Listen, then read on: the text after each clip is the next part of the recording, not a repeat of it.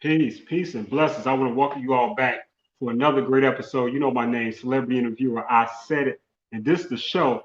And you know I had the greatest opportunity to be able to bring you all the best interviews from people that's in the entertainment industry, along with people that's also making a difference here in the community, wherever they may be from, and wherever you are watching this interview from, whatever side of the world you on. You know what I mean? I just want to welcome you all back and appreciate you because I want to welcome my special celebrity guest today.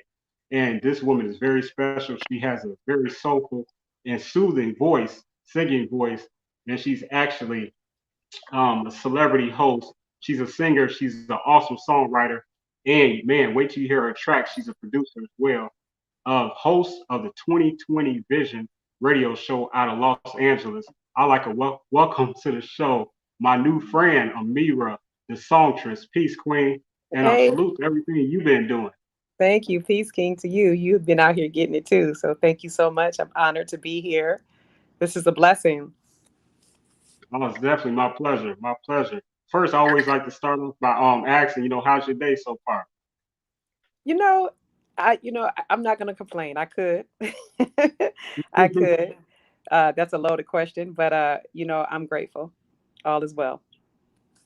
Absolutely. That's what's up. I'm also grateful and grateful very much to just have you here and everyone that's watching, whether it's from my YouTube, Facebook, or Instagram. Really appreciate it. So, actually, man, I'm messing up. This is what I'm supposed to be doing. I'm supposed to have my shades on. Bam. Hey, This is how I do it. This is what I that's how do. you do it. I like those. All Those right. are dope. Now it's official. I appreciate you. Now it's official. You look great Officially yourself fished today. out. Thank you. Yeah, absolutely. Now we're gonna talk about a lot of different things, and I definitely want to talk about like who's your stylist, because man, I just seen you in so many great outfits. You know what I mean? I know you've become like an influence to women out here on how to dress. You know, and man, Oh, and like switch it up. You know what I mean? I like how you switched it up. Much respect. thank you. Man, there's not just one. It's a combination of people. It's myself first, but Yeah. I've been styled by a lot of some of the greats, some of um, LA's finest, and world renowned. So let me start with Annette Bibli. I always have a hard time pronouncing her last name, so bear with me. Bibli Oliver, uh, Mm. and she's she's a stylist to the stars, and she's a creative director for the Oscars, and she came and styled little old me for the video, and supplied the wardrobe. Um, Also, her right hand man BB, he was styling on the video as well. Then Mm. I have Sonia Ete. She owns the Beverly Hills School of Design, and Okay. she styled me for some of my photos. Um, then I have Cosmo and Donato. They have two boutiques on Melrose, and they've styled from Erica Badu to oh god, I can't think of the boxer's name that they styled for his fight. But they've styled some of the greats, even Beyonce back in her when she first started out, and then myself. So shout out to Cosmo and Donato. Um, That's I know awesome. yeah, I know I'm forgetting some people, and I'm sorry. I'm trying to think at the top of my head, but it's me first, and Yeah. then that we bring in the big wigs when we have to shoot something, photos or a video. So yep. But thank Yeah. you, Well, thank you. absolutely. I definitely want to compliment something that was evident and clear to everyone to see. Like, man, like, people wonder, like, who dresses her, when they see people in like different jazzy outfits. Now, on this show, what I like to do, Amira, is because you have such a strong foundation that you have built. You know what I mean? Very successful young woman you are. I Thank like to just talk about the beginning of how you began this legacy. You know what I mean? And what you're doing. So I like to start from the beginning, if you don't mind. Going back, a few years. If you don't mind. no. I know you from originally from Detroit, correct? Yes, yes, for sure. Yep. Detroit. Detroit, Michigan. I mean, I don't know. We can go back from a child, but Yeah, um, I definitely want to go back to where, what I mean, you first felt like, you wanted to be an entertainer. Is that like as a little girl, a teenager? At what point did you feel like this is what you're gonna do? kind of a two-part question. The first time it started like with singing, and I was 5, and I guess I was sitting on the floor next to my father. He was sitting in his easy chair, Okay. and I was sitting on the floor playing with teddy bears and singing. I guess apparently humming and singing to myself. And I just remember my father looking down at me, going, "Girl, who taught you how to sing like that?" And I just remember looking up at him, going, "I don't know myself, you know." And he just looked so proud and amazed all at the same time. And from that moment, I knew that um, I wanted that feeling forever, over and again. I wanted to feel that feeling of just being able to make somebody proud and happy and look at me with adoration, you know. So Mm, that's where it started for me. That's where the bug bit me. Um, as I like I that. yeah, as I got a little older, like around 8, my mother discovered I could sing, and she, you know, started having me. I was singing "Silly" by Denise Williams, and she, you know, my mother started doing things like having people, you know, show up at the house so I could sing, and my brothers would do would do talent shows, but it would all be just so I can win, you know. Mm, They would do talent shows around the house, and of course I would always sing until we found a. So when I think I got about 12 or 13, we found a summer program in Detroit to put me in, and it was for the performing arts. And we used to go to workshops all day, every day, 5 days a week, and then on the weekends we would perform around Detroit at, like, you know, Cobo Hall and all the Umoja Fest and things like that. So that's where I got my first taste of show business. We were we were at the school Northwestern, which is known for their performing arts program. So they had the full stage, they had the green rooms, they had the backstage rooms. Um, they had right. everything, you know, from the band room to the choir room to the dance studio. They had everything there. And when we Mm, rehearsed, you know, we were serious. And when we would, how we would know if we were ready, they would make us perform in front of our peers. So the whole right. auditorium would be packed with us, and we watched each other put on our show on stage. And, you know, Oh, okay. never really, there was some voting, there was some competition, but it was all for us to hone our craft. You know, the competition was being able to get out there and put on the show for the people. So of course the best acts amongst us would be the headliners for the Right. people when we did the show for the people. So that to me, and it was a program for the youth, so we got paid to do it. We would get a paycheck every Oh, week. okay. Oh, that's So really nice. yeah, so like 12, 14, you know, getting at least $150 a week. Oh, that's crazy. I know you were saving that, huh? I mean, no, I wasn't saving it. We we partied all weekend. Like every time the weekend come, we would have a show, and after the show, we would go, you know, hang out and kick it. And that was the life, you know. And it was never something that I ever wanted to stop doing. So yeah, I love it. All of that is awesome. yeah, What a story from the beginning. You yeah. know, now in high school, were you a person, you know what I mean, that participated in sports? Are you an athlete? Was you in like certain groups or anything like that? So in junior high, I played basketball for just a little bit. And, you know, Okay. I just remember having the feeling everybody wanted me on their team because my legs were long and I was tall and skinny, you know. But Right. I was also taking piano. And every time they would have a game, it would interfere with my piano class. And I tried to Mm, skip piano class one time and got caught, you know. And I remember my yeah. mom saying, "I thought you liked piano." I was like, "I do." Like, I don't know. I think I got caught up in the hype of everybody wanting me to play. I don't even know if I was good or not. I just know Yeah. that they You was wanted me. So ambitious. I'm like, I got to do it, you know. Like, but after that, because I got in trouble, so after that, I never like really went back to playing because I wanted piano more. Um, and then in high school, I ran a little track, you know, for the first couple of years, and you know, it was cool. I love it. I love running, but it wasn't fulfilling like music. So, you Right. know, I played some sports, but it was music for me. Right. Yeah. I like to ask about sports and groups to see how you learn to just work with a team because Yeah. with me personally I'm an athlete. I ran track cross country, so Oh, it wow. definitely helped me. Yeah, 4 and 3 years. 4 years track, 3 years cross country. But Wow. man, great memories, great memories. Yes. Yeah, Yep. but it teaches you, sports like to push yourself, like really, like to see what your body is made out of. You know what I mean? Yeah, I love the relay. It was all about you can do it. Perseverance. It was Yeah, all about pass the baton. Let's keep going. I got you. Come on, come on. I got you. All right. Pass the baton. We're gonna keep going. We're gonna bring it around. I love the concept of that. Yeah. yeah, being Meeting dependent the goal. upon each other. Mm-hmm. Right.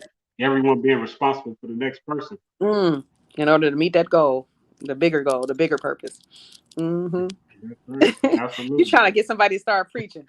I ain't about to do it for you. Now, I already know, what I'm saying? Once I can unlock that piece to you, you gonna just flow. With you have so much to say and tell, like you've been so many different experiences. Now what was some of the early experiences like for you in the industry, when you was starting off, when you was putting your first song together? I was actually in a singing group. I was writing, as a child. I started out writing poetry, and then, Oh, okay. again, the music takes over, and so I started turning my songs into poems. I mean, my poems into songs. Like, oh, wait a minute, this would be a good song. Right. Instead of a haiku, I'm gonna, like, um, but my first, I got into a singing group. That was my first experience in the industry. Um, a producer named Microwave had founded the group Cherry Bomb, and Mm, he pieced us together piece by piece, and we all fit like a glove. We're still all really close friends and sisters to this day. But that was my first experience in the industry. Eventually, that led to my first independent deal, yeah. and it was I think it was called the label was called Provocative Records, and that was my first taste in the industry. With the recording in the studio, the shooting music videos, and there was a lot of there was other artists on the label. So we all was a family, and we fought and played and laughed just like a family would do. And Okay. it was some of the best times in my life. I don't have a story where the label got over on us and all of that. Um, Right. the That's a label, good thing. yeah, it was more like the label and all of its conglomerates. We were all family. It consisted of the execs, but the execs wasn't executives to us. They were people that we came up with, and the artists, we were all, we I don't feel like we ever competed, because it was like the girl group, the guy group, the solo male, and there was another group that had two boys and a girl in it. So there was never like this competition amongst us. We were in each other's videos. We had a good time. The label just didn't do as well as it wanted to do. So, eventually we all went our separate ways, but it wasn't really any hard feelings, disappointment, you know, Right. because you think as soon as you get in, you're supposed to make it. You think you're supposed to go straight to the top. Right. So that disappointment was there, but um, I don't have a horror story. I don't feel like we got robbed or cheated or anything like that. I think everybody did the best they could for what they had, you know? Well, that's a great mindset to have. But just know you already you was destined to blow, not just because of who you are, your spirit, what God has for you, that nobody can take away. But also, you start out with the microwave, that's heat something up, and then you was a Yeah, cherry bomb, so that means you was gonna blow. So, right. you destined to blow either way. You know what I'm saying? The way everything start off, I love that. Microwave and cherry bomb, that's crazy. I like that. I like that. Yeah. So tell me about some of the influences and the difference of the culture of LA and Detroit when it comes to Um, music. I think I definitely there's a quote I think I say. It's I say Detroit raised me and LA cultivated me. And the reason why I say that is because Detroit was definitely the roots. And when Right. I'm performing, I know it's because of Detroit. I know it's what I've learned in Detroit, is what I embodied and what I breathed in. I know it was the energy. It was like literally like dancing in the streets. Like we would have so much fun. We would go to Belle Isle, we would go downtown on Gratiot. We would be, you remember Freaknik, Yeah, right? In Atlanta. yeah, It was yeah. like that. Atlanta. It was like that in Detroit every weekend, because it gets cold. Chicago, Detroit, it gets Right. really, really cold. So it can get 65, damn near 70 degrees in Detroit, and we out partying because we got warmth. We got the summer. Right. And As soon as we it breaks. would, we go wow. We would like be hanging out our cars, but we would jump out at the light and sing and dance and party around the car. Then get back. I mean, it was, we was at we was in the video. We was in a music video all the time. Our life was Right. a music video. And so when I'm on stage or when I'm performing or when I'm producing a show, that it's a natural thing that comes out, and I understand it's because of where I came from. But Right. LA is the industry. You know, LA is where you go when you're ready to be in the industry, because when you think about the cameras, when they turn on, they all face Hollywood, and New York and Atlanta. But most of the cameras, when it, you know what I'm saying, 9 times out of 10, when the camera comes on, it's broadcasting out of Los Angeles, out of Hollywood. And so when you're ready to be in big industry, and this is after you've honed your craft and you got your skill set and you got you on lock, because you got to come knowing yourself, because there are going to be some changes in your life. There's going to be some different experiences, especially Right. spirituality. You can allow it to uplift you and take it to that next level, or you can easily get lost. But of course, that all starts with self. But Los Angeles is the industry. The industry is what it is, and everything that area entails. That's all industry. And so the cultivation, it comes from just your iron being sharpened. You just fine tuning things and understanding the business of how everything works. Um, understanding making the right deals for yourself, Mm. understanding of connecting with the people that you should be aligned with to work with, um, understanding energy and how it works together, or how it can bump up against one another, because it's not going to be destroyed. So it can change and conform, but you might as well find something that you're attracted to. You might as well find something that you can connect with. And that's what being in LA, and that's what being in the industry in LA has taught me. Very well, and great observation Yeah. from to be able to know, the difference and what it has taught you, and how it's benefited you, for what your mission is, what I mean, with your music. Hmm. So I Hmm. love it. Now we've had some incredible artists, legends, icons, what I mean, um, pass unfortunately in LA.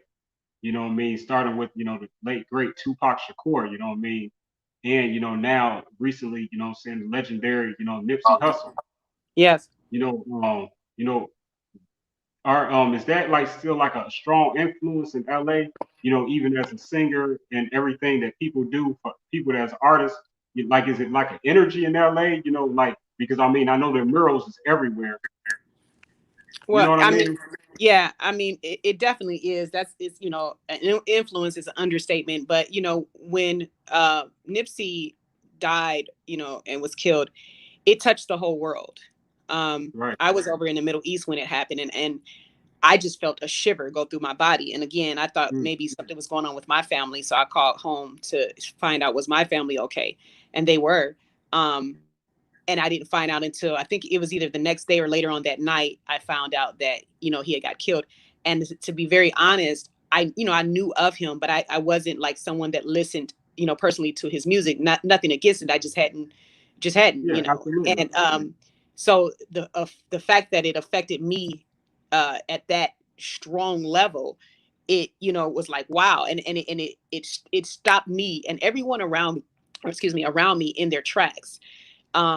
So it wasn't, it's definitely a LA thing, but it wasn't just an LA thing. It was a all over the world thing. People in the Middle East, Arabic, Indian, Asian, they all felt it and was talking about it, So LA houses the most energy for it, obviously, having the funeral at the Staples Center, having his murals, like you said, everywhere, the 25-mile radius that they drove his casket through. And people are still very tender about it. You have to be careful. You have to speak very careful about it, because people are still very tender and emotional about it. It was a huge surge of energy that went all around the world, kind of like the pandemic did when that happened. Yeah. Absolutely. And shame on me for not mentioning the late great man, iconic Kobe Bryant as well. You know what I mean? Yep. Yep. It all seems so unbelievable. You kind of forget sometimes in a respectful matter that like, man, they really don't, like, it just don't seem real. I grew up, watching Kobe and being influenced, on the basketball court. So man, I love that dude. But yeah, just the sadness of losing that gentleman as well. You know what I mean? What was that like during that time? And Same. that was during the pandemic, start the pandemic. Yeah, it was the thing that tipped it off. Once that happened, all hell broke loose. Literally, it was the same. Just same energy. And as a matter of fact, there was supposed to be a like an anniversary of Nipsey's death during that time, and some type of memorial they were going to do, but it damn near got overshadowed. So they actually hung both, you know, jerseys up at Kobe's, and then they had Nipsey up there too. I mean, it was that level. It was that level. Los Angeles was really sad. Everybody was down. Everybody was, I mean, from all walks of life, you know, white, black, Hispanic, Asian, everyone, child, you know, whatever your culture was, you understood that, you know, one of our greats had ascended and we didn't have him here in the physical anymore.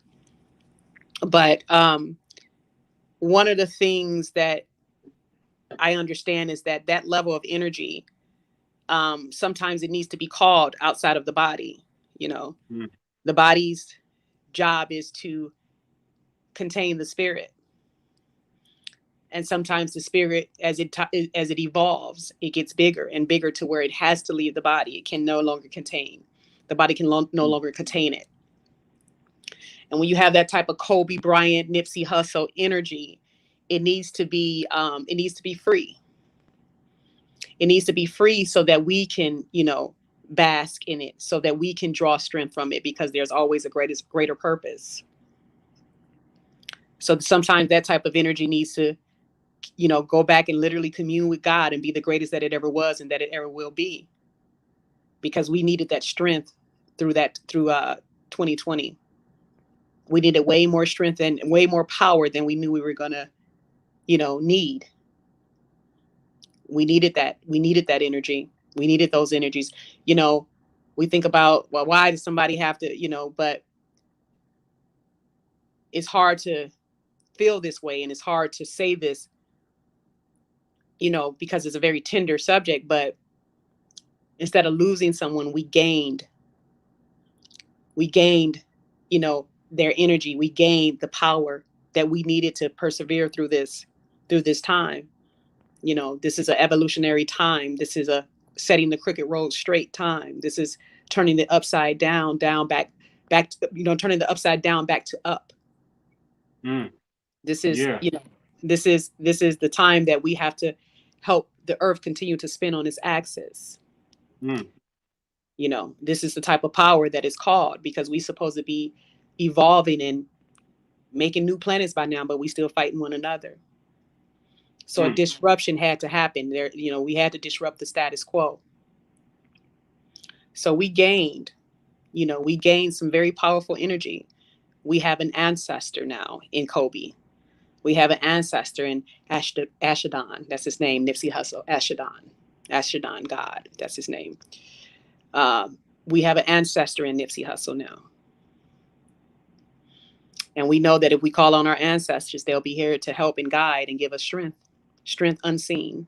You just feel it. You just know it. So Yeah. yeah, Yeah, I definitely feel you that. trying And to see, get me. that's what I'm talking about. You trying to That's get what me I'm to. talking about. You trying to get me to go. You think you That's what slick. I was talking about, though. Ameerah, you know what I mean? I said if I say the right and I can unlock, that's what I was saying at the beginning. That's what, that's what, man, that's what the people need to hear too. Because, you know what I mean? Like I say, I had the pleasure of having a great conversation with you, you know what I mean? We scheduled this interview and you just, you know what I mean? You're very intelligent young lady. And, you Thank know what you. I mean? I just want to, you know what I mean? Bring it out in this interview as well, you know what I mean? And not let you, hold back. Now, you. when you I, go, no, go ahead. I see you think you slick. Go ahead. I'm listening.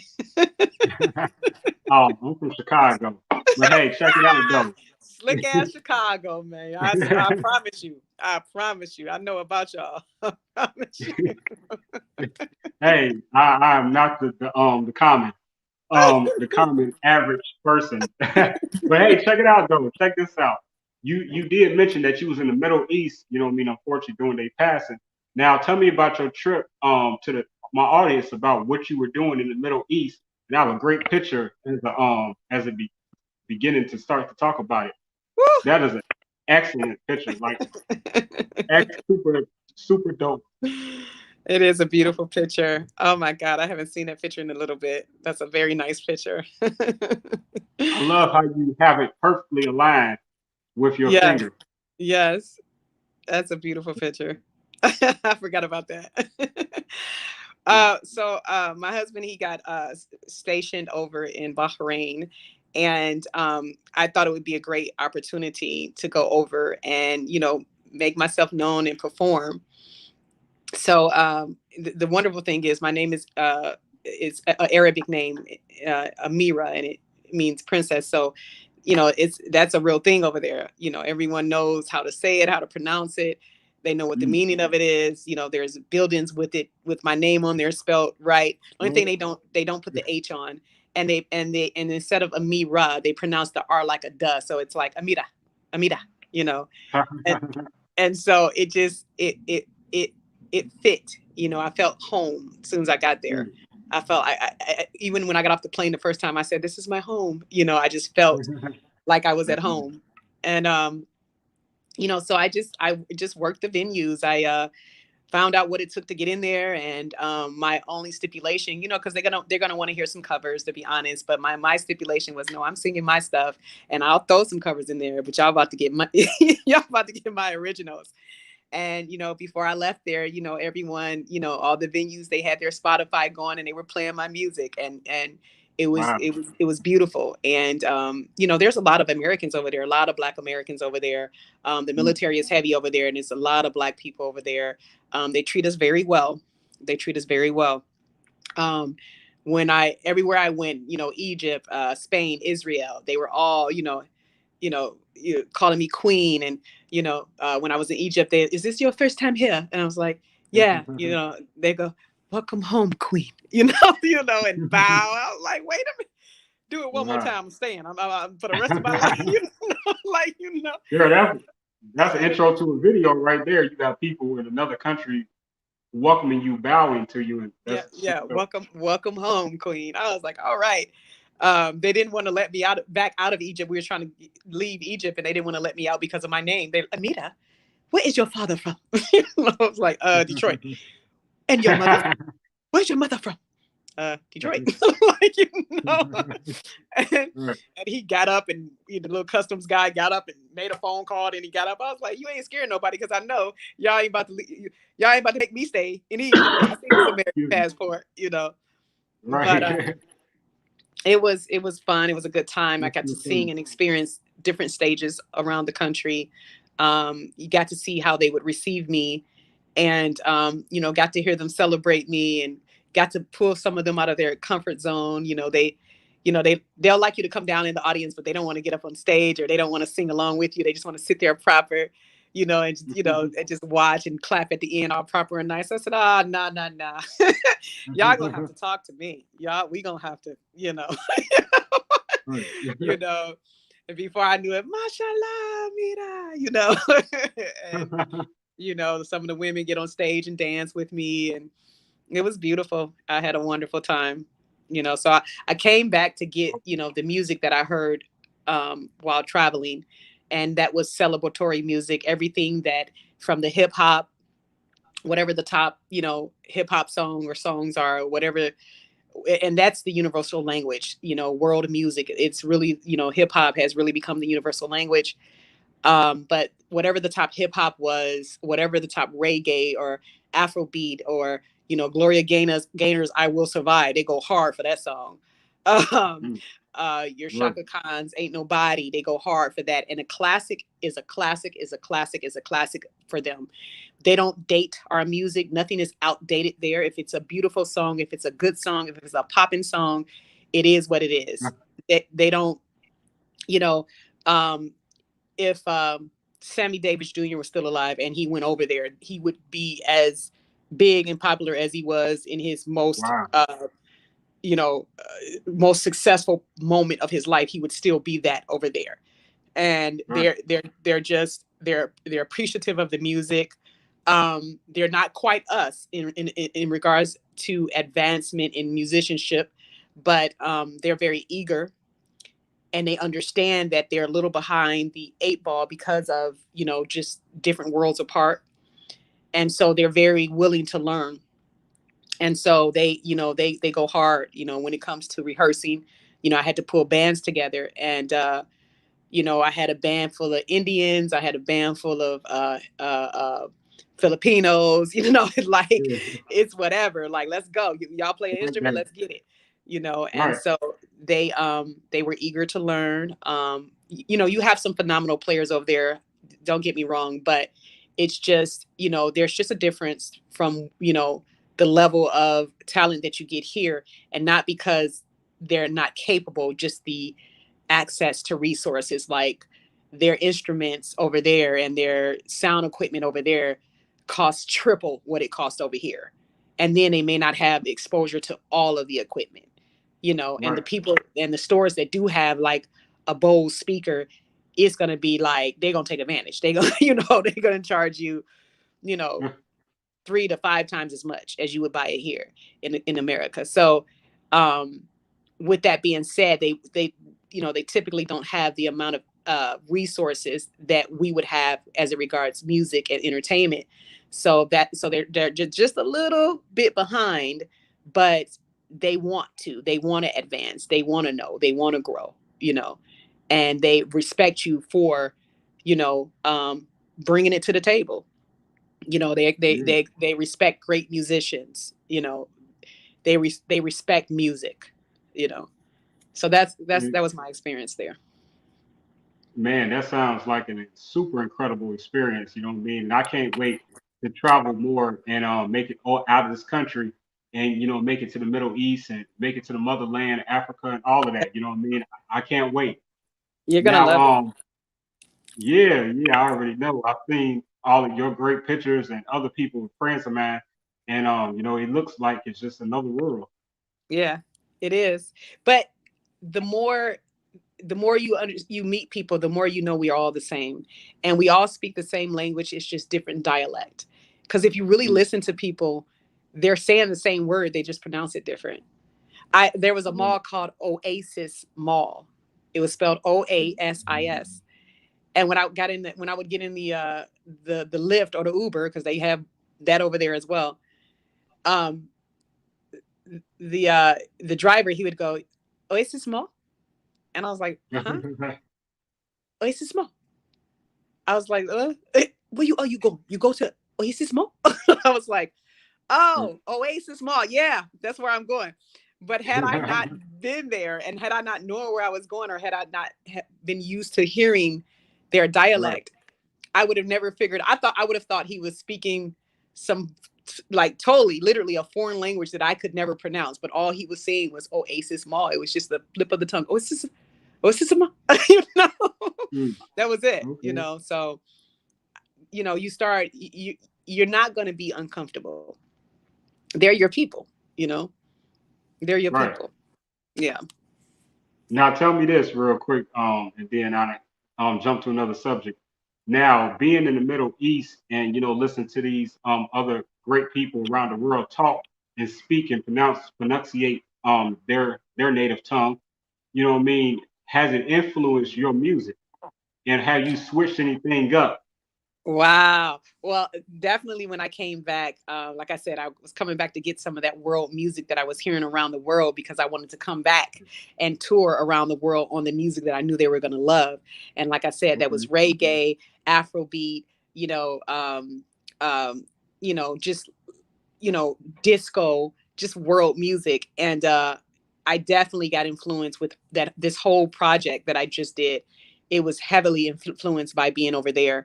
Um, I was we would be in this I was in the studio a few times over there in the Middle East, and we were I was like, teach me how to do that. I was like, and they was laughing at me. Oh, Ameerah, you're funny. I was like, no, I want to learn how to like I Oh really did, man. because you know some of the best singers there go into that Yeah. it's like I want to do that. When you're an Yeah. artist, you want to do it all. You don't want to be stifled at all. You want to be able to experience everything. I recorded a an album, or it was about, was it 4 or 5 songs while I was in Israel, and that was different music. It was kind of a big band sound music I had never done before, but it was great. It was just a wonderful experience to just go all the way. And I'm not even going to say outside of my comfort zone, because I just fell into the music like it was natural. So it was just so good to do something different, but something that felt so familiar. So yeah, the answer is yes. I definitely got heavily influenced for being there. Yeah. That's what's up. That's what's up. And like I say, it sounds like a beautiful experience. Um, I just want to take a break real quick and just say thank you to everyone that's tuned in right now and watching. And again, whether it's from my YouTube. If you haven't subscribed, please go do that. That's I Said It Management. I Said It, one word. You see it right there on the banner. And also, shout out to urbangrindtv.com. You know what I mean? They help us to stream this show, you know what I mean, every time we go live, whether it's this show, Celebrity Interviewer, I Said the Show, or Words of Silk Poetry TV Show Season 2. We really appreciate them over there. Also, shout out to everyone that's watching on my Instagram right now. I really appreciate that. Now, you know, again, this is Celebrity Interviewer. I Said the Show. We're here live Hmm. with Ameerah, the songstress, and this woman is just super awesome, and we learning more about her right now. And when it comes to the music, at what point did you get into producing your own music, or is that how you Well, started? Well, I do want to clear it up. I do write and produce melody and song and thing of that nature. But when I say producer, I don't mean producer of music. I mean producer as far as production. So I produce events, shows based off of live music. So I can put Okay, together, whether it's a concert or whether it's a tribute show or whatever event that's based on music, specifically live music. I put those events together, those productions together, and that's through a company that I have called Gems La Film, and it's all about producing music, producing musical events. I don't call my things musical. Some people want to call them musical sometimes because I may have a little dialogue in between acts, but not so much a musical, just production, musical production. Um, Now, as far as in the studio, yes, I write melody, and I write songs, and I can vocal produce myself as well as other artists. But I don't consider myself a music producer in that regard. So I just kind of wanted to be clear. okay, word. I appreciate the your description of a producer, and Yeah. that's the thing about producer, like in the industry and entertainment, there's such a broad description Yes. and Yeah. definition of what a Yes. producer. You have music producer, Yeah. what I'm saying, industry producer, like all types, film Yeah. producer, this, Yeah. you know, Show producer. event court, yeah, show producer, event coordinator with producing, like you say, events and things of that nature. So I love that. Um, so again, it's Ameerah, the songstress. Yeah. Now, at what point did you add the songstress to Ameerah? Um, I actually didn't add it, but in the Okay. 90s, I was recording with a production team called Raw Tracks. And Okay. the thing about the 90s, and I was in Seattle at that time, the thing about the 90s, there was a lot of hip hop tracks, more hip hop than R&B tracks kind of going around the industry. So a lot of us singers, we bartered, we traded our voice for studio time or traded our voice to Mm. get a product done. So, Seattle was full of hip hop artists, and, and in the studio, mostly I would be in the studio with hip hop artists, and so we started singing backgrounds for a lot of the hip hop artists, a lot of the hip hop songs, and I had been singing background for hip hop artists since the early 90s. And so that's kind of how my style developed. Like I was singing R&B over hip hop tracks. And it was before they started calling it neo soul, but we were like, that's what we were doing. We were, you know, putting R&B melodies and grooves over hip hop tracks. And so during that time, um, the production team that I was working with, they put me on a few different albums that were coming out that were hip hop albums. And so when they wrote the credits, this one of the producers, his name was AB, he put featuring Ameerah the Songstress. Oh, And I was okay. like, all right, and I was just okay. And he I don't even know if he realized that he named me that, but he did, and I liked it and I kept going with it. So shout out to Raw Tracks, my one of my first production teams, and shout out to you, AB, for naming me Ameerah the Songstress. See, and everybody thought I named myself. I didn't. That's lovely. That's really lovely. Yeah, Story behind your name. yeah. Now, I no, please go ahead. no, I was gonna say, but I embraced it. Is I felt like it described me as a person that's just you ever hung around that person? They're always singing, they're always humming, they always got a Yeah, song in yeah. their heart. That's how I've been since I Whistling was a little purpose. girl. Yeah, that's how I've been, and so that's what that says to me. You know, Mm, it's not saying I'm the only one. It just says that that's what it is for me. It's song. If you were to describe me, it's music. You know. mm. I like that, and I like that. You know, what I mean, you're very versatile and universal. You know, what I mean, you're not just music. You know, you have and do things in the community as well. And I'm familiar with. Well, I'd like to get more familiar, and we're all going to. Will you explain what is Move the Needle, where you have partnered with Martha's Table? Can you explain a little Uh-huh. bit and talk about that? So, Move the Needle is a production that Martha's Table has put together. And Martha's Table is a nonprofit group that feeds the community and gives back to the community. And they're one of those groups that brings awareness to the people. And one of the ways they've done that is with a platform called Move the Needle, where they grab up a lot of celebrity artists. A lot of, as well as independent artists and up and comings, and they had invited me on their show along with Malik Youssef to do um, to perform and give I would say my thoughts. I'm not even going to say testimony, but my thoughts about what was going on with the race war while we were in the pandemic. And it was all about just sharing and giving awareness. And they did it in such an artistic way that it continues to influence me to keep doing more things like that, community based things. um Starting my own a non-for-profit for single mothers. I once was a single mother, and so I just have a heart for single mothers. So it influenced me to push that agenda through my art, through my music, and raise awareness and also raise funds for that type of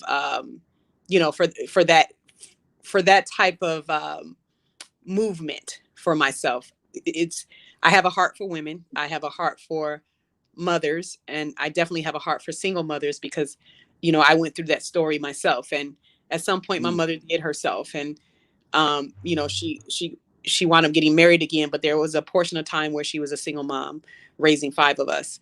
And, just, it's a heartbreaking, very heartbreaking story. It's a very, just being a mother trying to, do it on your own. It's not that we can't do it. We're resilient.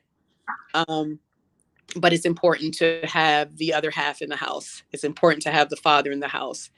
It's important. It's very important, no matter what they say.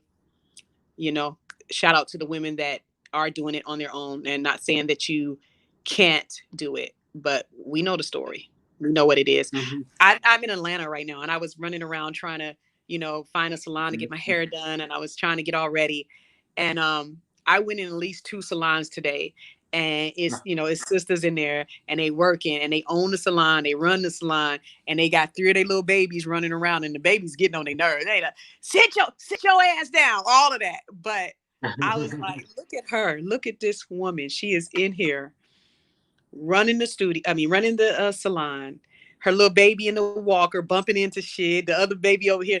But and the kids were the babies was beautiful. Like, I just stopped and said, "Hey, beautiful. Hey, you guys," just to calm their spirit down, Right. because she was, Right. But it was because she did not have help. She's trying to do everything, and Right. I just love that. And I understand that we need that other half. We need that balance. And if we don't have it, we need someone in this world that's willing to advocate for us, to help us, because it does take a village. It still does. So, yeah, that's what I got from, Absolutely. dealing with Martha's Table and Move the Needle. But it was fun. I had a great time performing for them. It was great, great time. Okay, that's great, and congratulations to you for what you bring to the table and everything to Martha's table. Now you mentioned a very powerful individual while you were speaking as well. A gentleman that's here from the land of Chicago. You know what I'm talking about. I Yes, mean, yes, yes. this dude he's really a hero here. You know what I'm saying. Yeah. What I mean, this guy. What I mean, he's done a lot of incredible things, and I'm talking about the one and only Emmy and Grammy Award winning Malik Youssef. What I mean, where your Yeah. picture right here with this is a great picture too. Oh, you've been doing your research. Wonderful. I love this picture. You love it. Yeah. So talk about how you met Malik and Malik met you. So when he in 2017, when he won the Grammy for Beyonce's Lemonade album, he did some production on that, as well as he wrote Sandcastle. Um, Yeah. he had just got through winning the Grammy for that, and turns out we had the same team, parts of the same team. Some of the Right. my management team and my PR at that time was a part of his team. And so we really just hadn't met yet, but I had really just signed with them too, so it had only been a few months. And Yeah. so the big deal was to be a part of the Grammy party. And so I met him there at his Grammy party, as a matter of fact. And um, when he walked, we were waiting. I think we had all been there for quite some time. We had did the red carpet thing and everything. So we were kind of waiting on him. So when he walks in by himself, because, I'm like, dang, he moves without a whole crew, or whatever. But he walks in by himself, and, our eyes meet. And at that moment, I knew that we were going to work together. And, but it was a split second, because once he got in there and everyone knew he was there, everyone just swarmed him, cameras, everything. And so he was doing his thing, doing his interviews or whatever. And at some point, I walked over, and my management was saying, you know, it's time for Ameerah to meet Malik. And my manager at the time, Vonzel, he was like, "Well, get her in there, like, you know, it's time." And so Right. they kind of damn near pushed me into the middle in the circle where he was, That's and awesome. and uh and I was trying to talk fast because I know cameras, you know, Yeah. but Right. as soon as he saw me, he grabbed me and just brought me to him, like, okay, and it wasn't it wasn't hesitation. It was just, okay, this is what it is. And I'm trying to talk fast. I'm Ameerah. We got the same man. Yeah. You know? And he may already been aware, huh? I don't know. Probably spiritually. Spiritually, he probably was, because Mm. we did definitely meet in the spirit before we met in person. We knew each other right off. We knew who each other was right off. As soon as we saw each other, we knew it. You know, and so yeah, he was like, okay, okay. And about 3 months after that, we actually got a chance to work together, because my management kept saying that he was going to be too expensive. He was going to be too expensive. He was going to be too expensive. And at the time, I was working with a producer named Nate Impact in Hollywood, and he, on our first session of working together, I expressed, that I had the desire to work with Malik Yusuf, and my management is, not even trying to make the connection, make it happen. And he was like, "Oh, I know Malik." He's like, "Yeah, Malik will work with you." What are you talking about? Yeah, hell yeah, Um, and we were on the phone with his business partner, and about 3-4 days after that, we were at the Universal Record Studio, and we were sitting there making a deal. And it was so funny, because when we got there, I walked into like studio, it might have been like Studio B or something like that. I walked in there, and Malik was sitting there, and he had his whole crew, his writers, you know what I mean? Like everybody was there, artists was there. It was like a whole big conglomerate of people. And I walked in, and I said, "Yeah, we're here." He was like, "Can I help you?" I was like, "Yeah, we're here looking for you." He was like, "Who?" I was like, "You." He was like, "Who is me?" I was like, "Malik Yusuf." And he was like, "What? No, Matthew." And then I looked at him and turned my head. He was like, "No, I'm just fucking with you." you know. uh, and he got up to shake my hand. I was like, "Nah, brother, give me a hug." Nah, nah. Because from the moment I had met him, I had went home and wrote a mantra, and I had wrote a 5-page front and back thing. What's happening? I'm sorry. Go ahead. No worries. I wrote a 5-page front and back mantra about just things that I wanted to develop and manifest in my life, and affirmations. And one of the things was that him and I was going to work together, and we was going to have a single that reached millions of people all through the airway, all through the internet, and we're going to, that we were going to just succeed. And I wrote that probably like that night after I met him, or maybe a day after I met him. And I was saying that I would wake up every day and say my mantra to include what I said about him. Um, Took me about 3 months before I was sitting in Universal Studios making a deal with him of saying that every day. Mm. Just met. And and when we were sitting there in the meeting with his business partner, he went back in the studio. And when he came out, by the time he came out of the studio, he was ready to leave. And I was like, "Oh, well, I was hoping you could sit down." And he was like, "Well, I don't even know what this is. I don't know what this is." I said, "Let me." And I looked at his business partner. I said, "Can I tell him what it is?" And he was like, "Go ahead, Ameerah, tell him what it is." Right. And I said, "This is manifestation at its finest." Mm. He was like, "Okay, I'm listening." And Right. I read him something, and I pulled out my notebook, and I I said a couple of things before I told him. One of the things I said to him, or one of the things that I read was, "I am love, life, and light. I will walk in any situation and become the successor of all things great. Therefore, thy will be done on earth as it is in heaven." And then Mm. the last thing I read to him was, about me working with him, and, Malik Yusuf, blah, blah, blah. And we're going to have this single and all this other stuff. And I said, in other words, I wake up saying your name out of my mouth every day. And his like mouth just opened, like, wow, like she is serious. I figured either they was going to think I was crazy, or they was going to think I was serious, but I didn't care. I was shooting my shot. Like, I'm going to get this, because this is who I'm supposed to make music with. And I was very sure of it. There was no question in my mind. And that was it from then on. That was it. That was in 2017. Wow, that's powerful. Yeah. That's really incredible.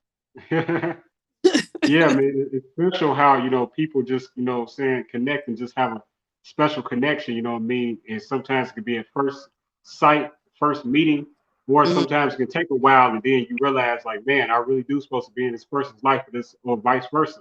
Yep. Yep. You know, so I love how it all, connects at the end of the day. How it all came Now, yeah, how it all come together, connect the dots. together. Now, I found an old picture. I don't know who Oh. these beautiful young ladies are. You went back. That's Cherry Bomb. That's uh, Cherry Bomb. I yeah. thought I thought that may be in Cherry Bomb, but I wasn't sure. Yes. Yep. That's Vernonica, the first picture. I mean, the first lady in the black, and then in the middle, that's me in my crushed velvet and my French roll hair bun or Yeah, whatever the style I was. feel it. And then that's Denise, the last one with the vest on. So we was crazy, sexy, cool before it was, a thing. Right, right. Absolutely. I love it. Beautiful picture, beautiful picture. Cherry bomb. Yeah. I love that cherry bomb who met the microwave. Now, I want to take a second and appreciate some of these great outfits, that your stylist took time to, put together. So maybe you can, if you remember the particular stylist, you could yell their name out, or even and that or the event that you were at that you were wearing this for, even if it was your show, which we're gonna talk about next.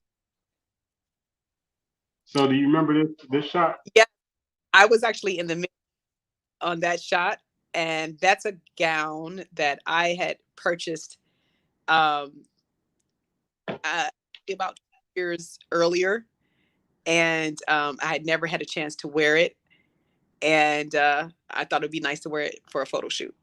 Yeah. Nice, very So there. nice. Um, I wish I could remember the name of the photographer. I would love to shout her out. She's over in Bahrain. Um, she's gonna kill me, but that was a beautiful photo shoot. She did that. Yeah. Yeah, you nailed it. You nailed it. Now I Mhm. have another beautiful picture of one of the outfits that you were wearing. That was Middle East as well. I was actually, what was, oh my God. If I knew you were going to ask me these things, I would love to shout. It's a boutique in Bahrain. And, oh God, he is, what is his nationality? Um, like Lebanese, and he owns this Mm, boutique. And he that was just, beautiful, beautiful. yeah, that was where I could go to get some of my outfits without having to send, back to America to get some outfits, because it was kind of hard finding things like what we would really wear on stage there. But Right. this was a boutique that I found at the mall, and Okay. he had all the stuff that I would wear on stage. So yeah, that's what, that's where that's from. No doubt, no doubt. They did a great job. You did a great job.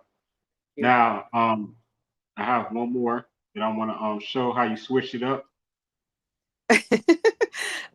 Where did I get that from? Oh, yep, in the Middle East. Everything in the Middle East, huh? Those ones that you're choosing. Yep, in the Middle East, I got that. Got that jumper. Yep, same thing. Beautiful Wow, pick. thank you. Okay, now we spoke so much about all that you the different things that you do, and this is a nice shot of you performing. Uh oh. Now, yeah, I got that. We talk about the outfit. What we talking about? We talking about everything. We talking about this outfit. I'm talking about this pose or how you owning the mic right now. I want to know where was you performing at, all of that. Okay. I was in Beverly Hills at this venue. Um, it's the whole, actually it's a hotel. It's called the Sofitel, and it's right across the street.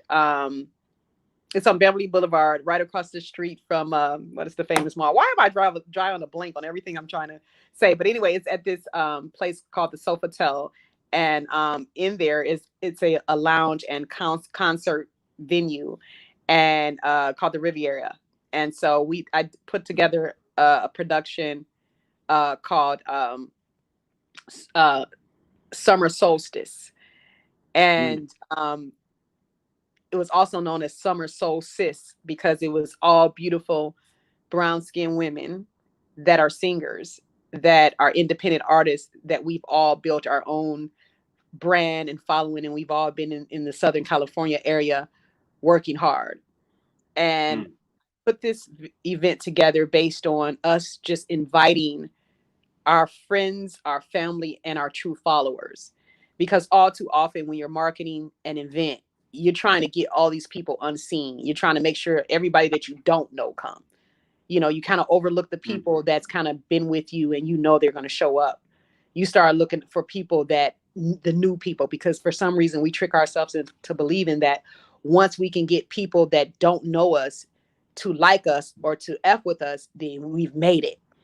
But this was a mm, moment to stop and recognize the people that's been with us, that knows us, that loves us, that has supported us in some kind of way through our journey.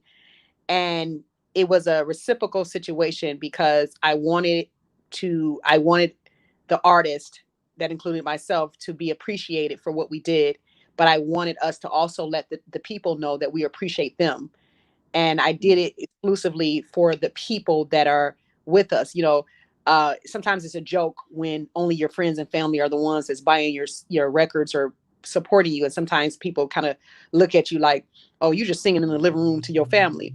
But you have to realize that your people are your people. and and Right. and and, and we're always trying to go start a fire, when sometimes all we got to do is fan the flames. Just let the fire, the fire that's already burning, make that bigger.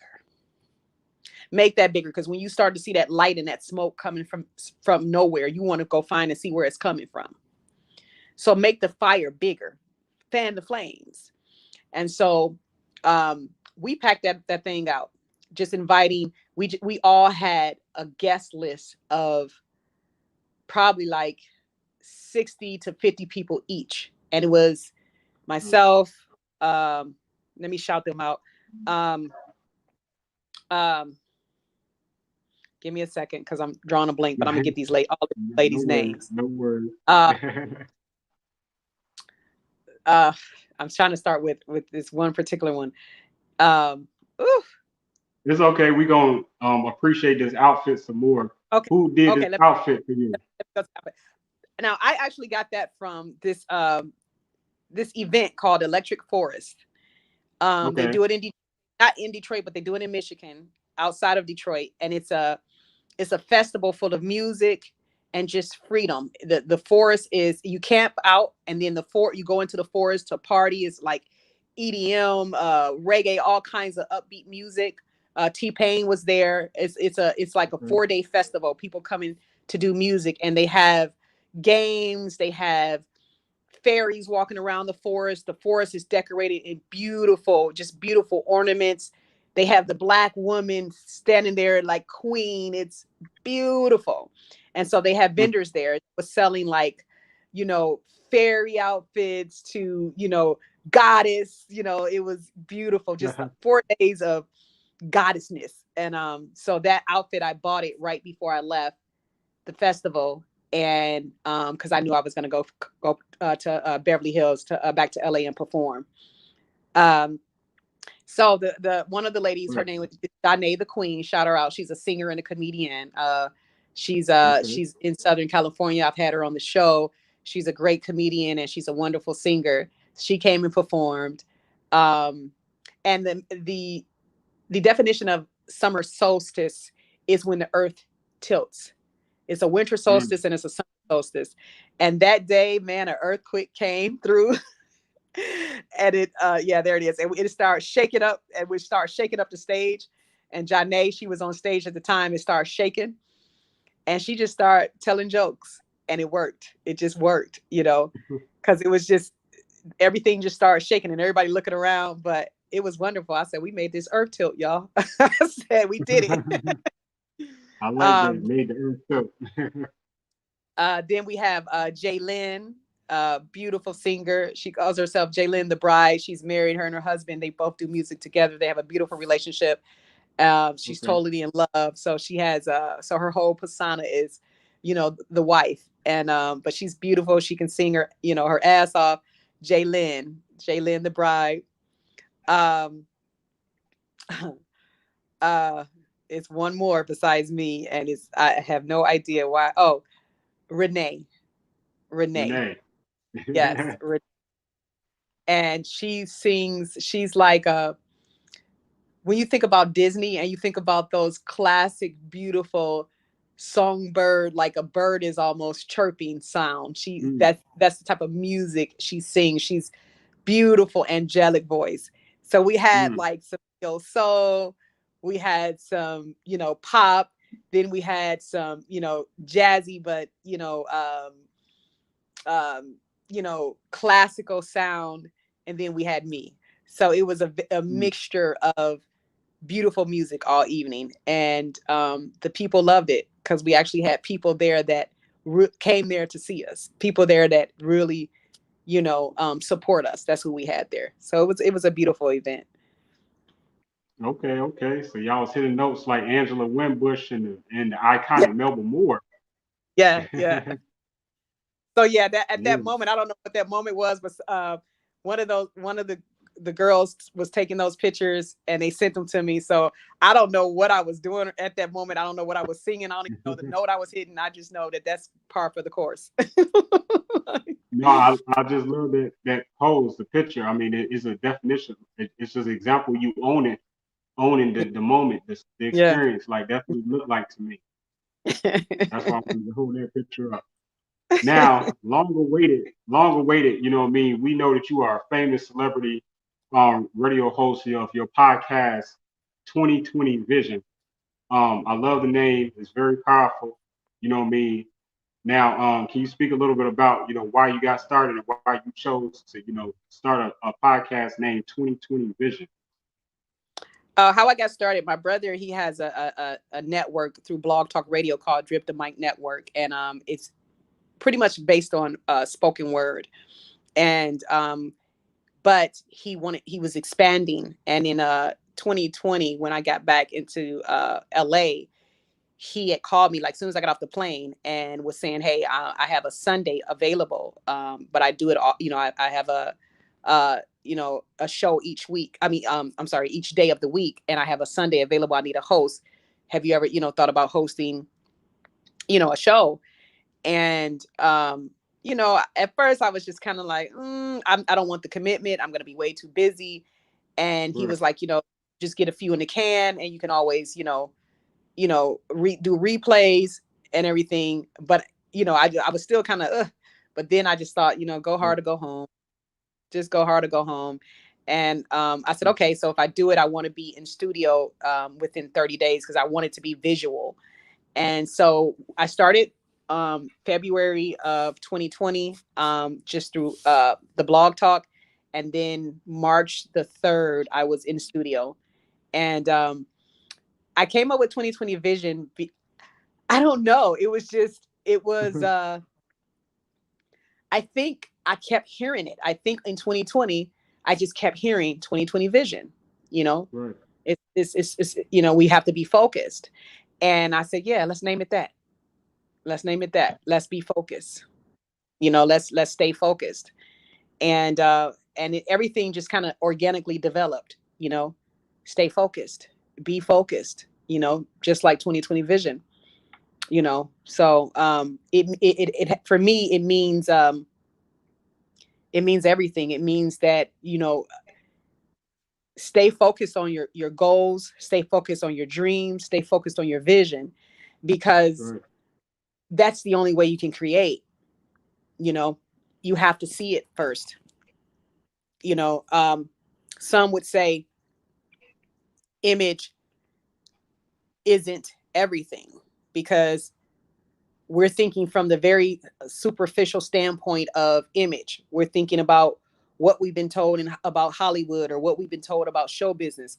We're not thinking about the fact that if you subscribe to the fact that God created us in his image, then what was God doing?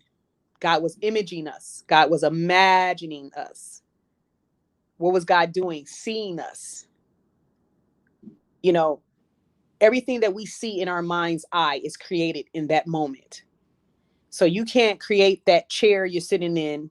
That chair cannot manifest into a physical form for everybody else to see it and witness it until you create it.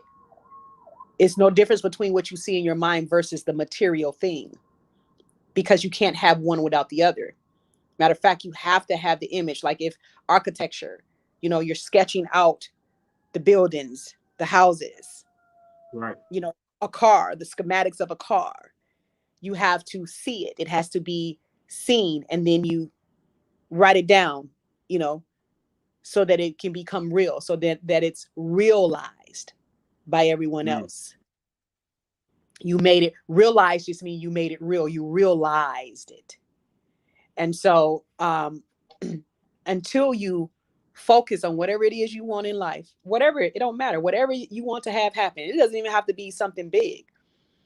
If you don't see yourself waking up in the morning and getting out of bed, you probably won't. If you don't see yourself driving yourself to the store, walking to the store, you won't go. If you don't see yourself walking to your car and starting your car up, you won't do it. You have to see it. Absolutely. See, it takes on a whole new meaning with see it to believe it. You have Mm. to see it. I remember one time in 2016, as I continued to wake up and evolve, I was talking with Spirit, and I was crying, feeling sorry for myself, asking Spirit, why won't you just let me see it? Why won't you just let me see it? I just need to see over the cliff, and I just need to see me winning. I need to see my dreams come to fruition. How come you just won't do that for me? As cool as me and you are, as faithful as I've been to you, Right. as much as I've been trying. How come you won't let me see this thing? And God said, I can't show you nothing that you haven't created. Mm. I That's can't show you dope. something that you haven't created. And that's when I started to understand this thing. Oh, we're the creator. We was giving everything by divine right, by our divine God-given right to create as we will. The answer is already yes. There's no need for permission. You got everything you're supposed to have to make whatever it is you want to make happen. Why are you still asking? Mm. Create. I gave you a canvas. I gave you all the paintbrushes. I gave you all the colors that can ever exist and some. Mm. And you sitting there still looking at me, asking me, can you paint a picture? Can you create a story? Boy, if you don't go on and create your thing, you don't go on and paint that picture, if you don't go on and make your life what it is, you better. What are you waiting for? Matter of fact, I ain't even got time to sit here with you if you don't understand what this thing is at this point in time. I'll be back when you figure it out. We'll keep giving you clues. Mm-hmm. We'll keep telling you or showing you why you need to believe inside yourself instead of outside of yourself. You're looking for love in all the wrong places. It's right here. I done gave you everything. You ain't gonna run out of love. Time is something you humans created to measure yourself up against. It's not real. So go ahead and do you. Just like you teaching your son how to use the bathroom. By the time he get 5, he's still telling you, Dad, I got a potty. What you tell him? Go on in there. You know how to do it. That's like you watching your boy about to make a jump shot, and right before he get there, the winning shot, he look back at you and ask you, can he do it? Like, boy, if you don't make that damn shot, you see everybody waiting for you to make this shot. Jump, go right now. Go all in, go crazy, live off the wall, live like there's no tomorrow. Go do it, experience it all, because what Spirit wants to do is experience life through you. That's like you watching your child succeed in something that you taught them how to do, and now they're the best at it. Tiger Woods, what's Venus and Serena. He want to see them do it, and do it the best. Right. Win, supersede all expectations. We are superhuman. We are Right. that. So stop looking back and asking for permission. Ball out of control. You better ball out of control. You getting me charged, girl, over here. I'm trying to contain Ball out. myself. Ball out. Ball out. I love it. That's the Every talk. time you That's think the about real it, ball out. I want to cuss, but but ball out, and that's, yeah, that was the answers to pretty much 99% of my questions. Wouldn't have a dream if it wasn't for my purpose. is what Spirit says. You wouldn't have a dream if it wasn't for my purpose. I love all that and the way you speak it and document your life and your experiences. You know what I mean? And that's what's funny too about when you're speaking about vision and you know what I mean, being able to just see your success before you actually walk it out and be able to accomplish your goals. That's what it was for me as well. Personally, when I started the Tribute to Women event where I honor women, Mm-hmm. that I couldn't really see. I saw my life. I always felt like I'm gonna be successful. I can accomplish anything, but I didn't have like a specific. I couldn't have a specific vision of success, specifically like attached to something. And so I had to build something, which I did with the event tour. And once I did that, then it just like went crazy in Open my up. mind. Like then I start seeing different ways to take it, and I can do this with it. I can do this, and it was just like it was powerful. And so that's how it was for you with your show. Yes, like I was always thinking to myself in the back of my mind, like, what was my brother seeing? Like he saw this, like you know, he had an ulterior motive, he saw this before Right, I even, you know, but once the platform opened up, you would just be surprised. Like the celebrities, they want to come. I know you're not surprised because you're experiencing the same thing, but right, they want to come. They want to. And especially, the pandemic was kind of a blessing. For I'm not saying for everybody, but it was kind of a blessing for some of us because it almost like the world stopped for a minute and gave us a chance to jump on and get our fair shot. And it was up to you to do with it what you will, like what you gonna do with it. You got all of these opportunities. It's time to ball out. And while it was the pandemic, people didn't have anywhere else to go but to go on media, social media, and to go on Skype, and to, you know what I mean. People didn't have anywhere right, else to go to be seen but their own living rooms. right. And they just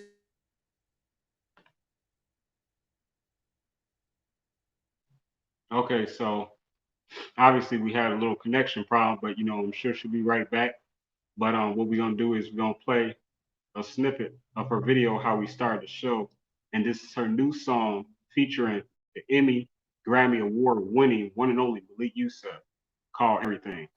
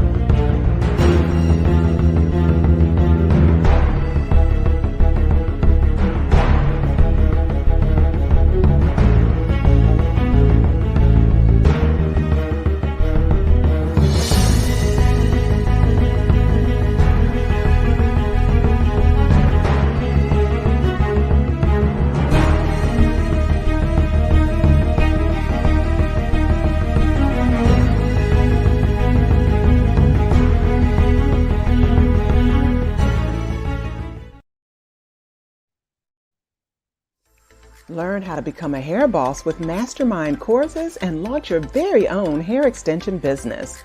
Go to DoloresGreen.com. She'll teach entrepreneurs, hairstylists, salon owners, and individuals across the world how to generate profits with ease in the hair care industry. Learn how to purchase wholesale and resell for profit. Build and lead a team of like-minded individuals to become hair bosses just like you. Help shake up and take over the hair care market. Join a mastermind teen community and create your vision of what you want your business to look like. Visit DELORISgreen.com and register for the free webinar. Start a profitable hair boss business like you've always wanted. Go to DoloresGreen.com or call 708-595-0016. That's DELORISgreen.com.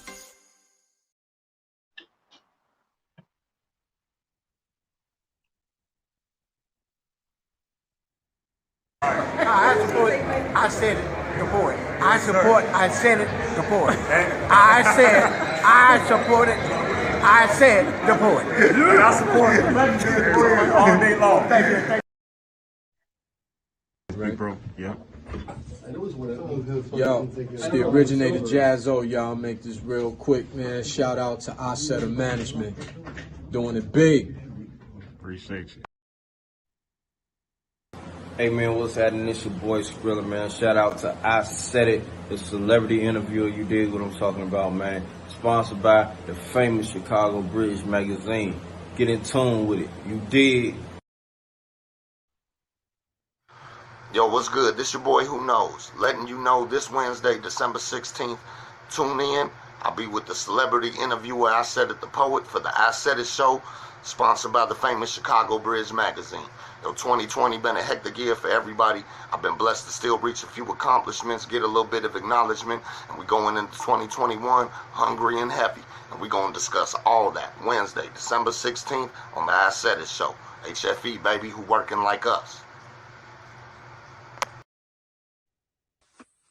Hey, yo, what up? This is Dead Wilder, music exec, music manager, entrepreneur. Shout out to the celebrity interviewer. Isaidit the Show, sponsored by the famous Chicago Bridge magazine. All right, prosper. What's happening? This your boy Cam Jones, man. Shout out to the celebrity interviewer Isaidit Show, sponsored by the world famous Chicago Bridge magazine. Y'all tap in. Dope content, dope interviews, and you might even see me on that song. What up, it's your boy Dave Tolliver from the legendary Minute Large, and right now you're checking out the celebrity interviewer Isaidit the Show, baby. Yeah, it's all being brought to you by Chicago Bridge magazine. Yeah.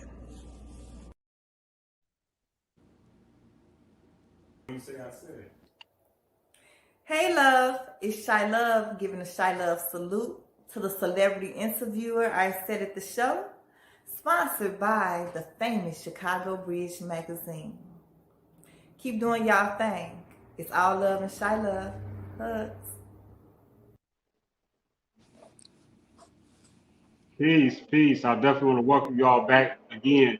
This is celebrity interviewer Isaidit the Show, and we are back with the famous singer songstress Ameerah. Peace, Flame. Welcome back. Welcome back. I already know the phone down. Yes, technology. I forgot that I was on the phone too. Usually it's, you know what I mean? Right. Sorry, everybody. The ghetto child. It's all good. It's all good. You know, actually, I was just about to say something. I just didn't want to interrupt you because it started getting staticky on your end. But I didn't want to interrupt. You was talking, and then all of a sudden, you disappeared. And so I knew exactly what happened. You say you've experienced it. You understand. Good. Yeah. Yeah, we all been through it, you know what I'm saying? These smartphones, trying to be too smart.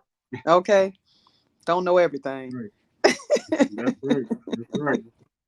Yeah, so you know, we actually, you know, we was able to talk about a lot of things, you know what I mean? Actually, how can people support the new song Everything? And you know, when is the album dropping? Okay. Yeah, those are some good questions. So to support the song Everything, you can go to any platform that you like to listen through, to include Spotify or Tidal, Pandora, you know, Apple Music, anywhere you like to listen. I prefer Spotify just Spotify is becoming that main entity for for streaming music. So I prefer my listeners to listen through Spotify, but Apple Music, iTunes, anything that you have to listen through is fine. And you just type in Ameerah the Songstress and make sure you put the whole name in there. And anywhere you like to listen, you can find me, and you'll find the song Everything, as well as 7 other songs. So there should be 8 songs available for you all to listen to. Also, I just dropped my new video for the song Everything. I'm so proud of it. It's going to be a short film, a 15-minute short. But for right now, we have the music video portion of the song out. And you can go to YouTube and find that at Ameerah the Songstress. Or you can go to Facebook page and find it at Ameerah the Songstress. But definitely, I'll shoot you a link if you want to know how to get to it. But I am so excited about it. I'm very proud of it. It started out with a vision that I had in Bahrain, and it was a vision that I received from Oshun, and she talked about the first Black woman. Actually, she showed me visuals of the first Black woman on Wow. Earth, and she showed me the little girl standing, the little brown baby girl standing on the beach, trying to crawl until she was able to walk, and then she walked into a grown woman, and she came into a field of yellow flowers where she exchanged energy all the way till she got to the tree. And I liken it to the tree of life, and she wrapped herself around the tree from the back, showing me that it's the root. The root needed to be to the root of the tree, the spine of the tree. And that's where we receive our energy. And it makes sense because that's where the money grows. Literally, that's where the money grows, in the trees. We use trees for paper, and we use paper to make money. And by the way, the leaves are green. So money does grow on trees, and don't believe that lie that it doesn't, because it exactly grows on trees. But the energy is in the trees, from the root throughout. And your connection with the tree can be, from a physical standpoint, is putting your back to that tree and wrapping your arms around it. And so she showed me that. She also showed me the mother, the Black woman becoming a mother, and her feeding her child from her breast. And then she puts the child down, and he walks into that same evolution, except when he gets to the field of flowers, she's behind him, and she's looking over his shoulder so she can guide him, but he's in front so he can protect her. And so the strength of a man is shown through his protection that he brings to the woman. And so this is what the music video and film is about. And I was just so happy to be able to do it.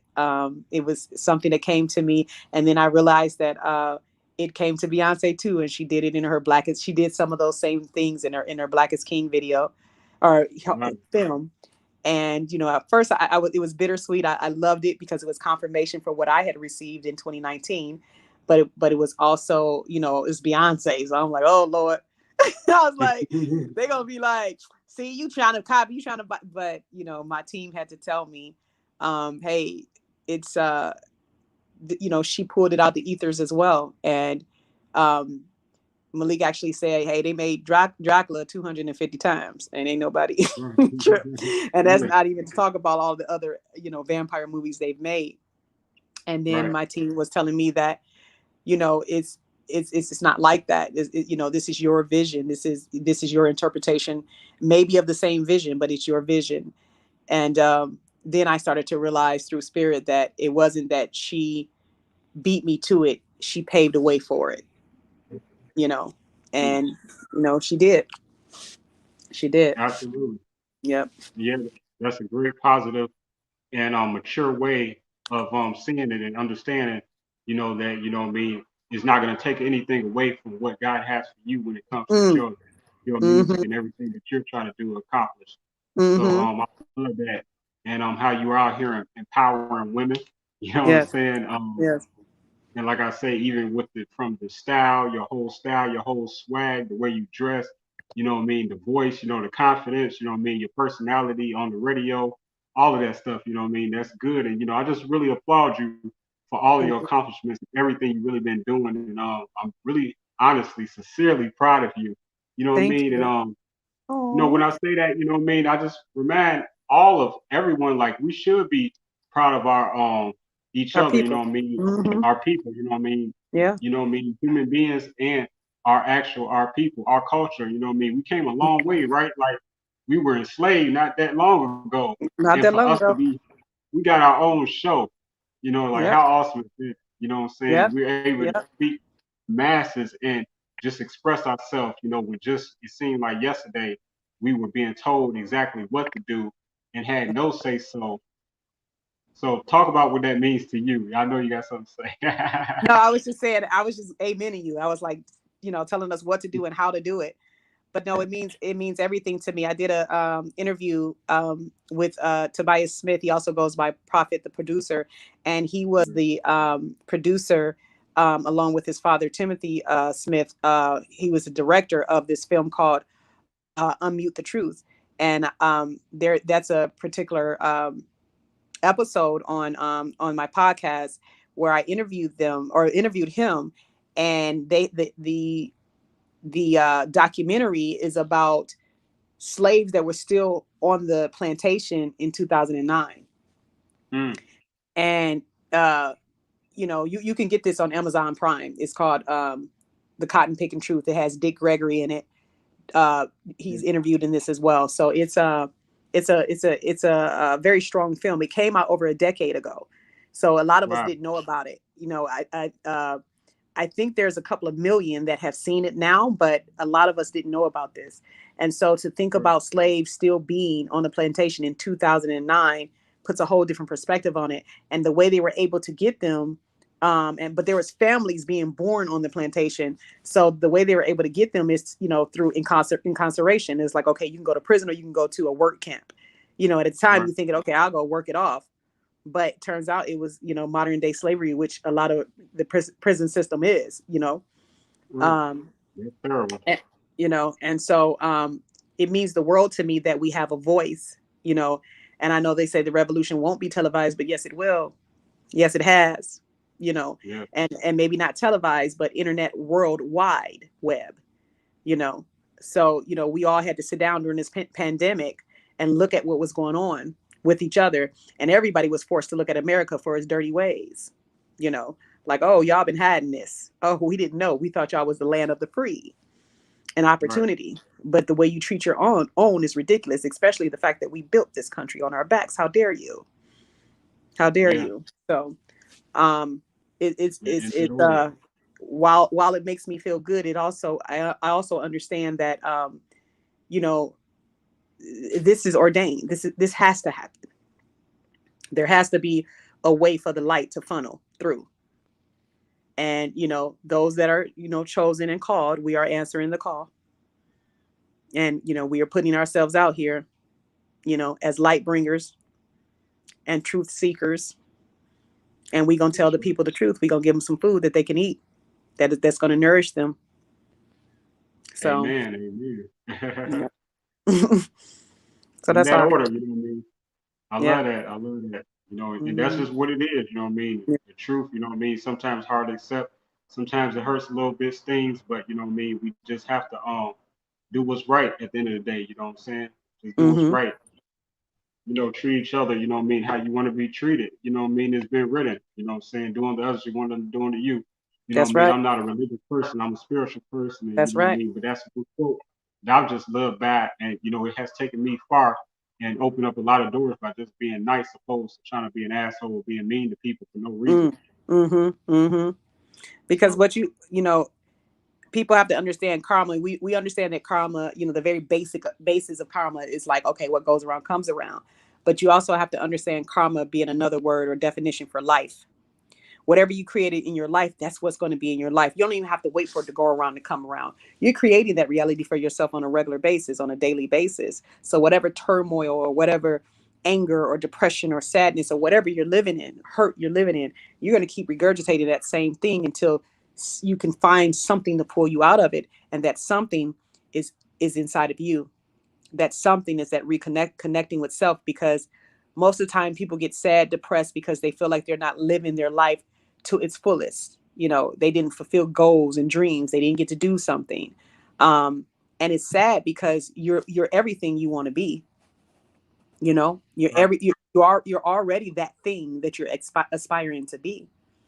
You just got to make your body believe it. You just got to make your mind believe it. Spirit already knows it. So you just have to align yourself. You have to match up with yourself instead of having such constant dissonance. You have to connect with yourself and believe that you've achieved that thing that you're trying to achieve. Believe that you are that thing that you want to be. So Yeah, and you're such a great speaker, and you have such a great understanding, I believe, for life. And so I'm going to ask you a kind of a tough question for my okay. audience, for those people that are trying to, find success and things of that nature. Okay. How do they connect with themselves? How do they connect with that it? You know what I mean? How do they discover it? What advice would you give to people to get started to create their legacy?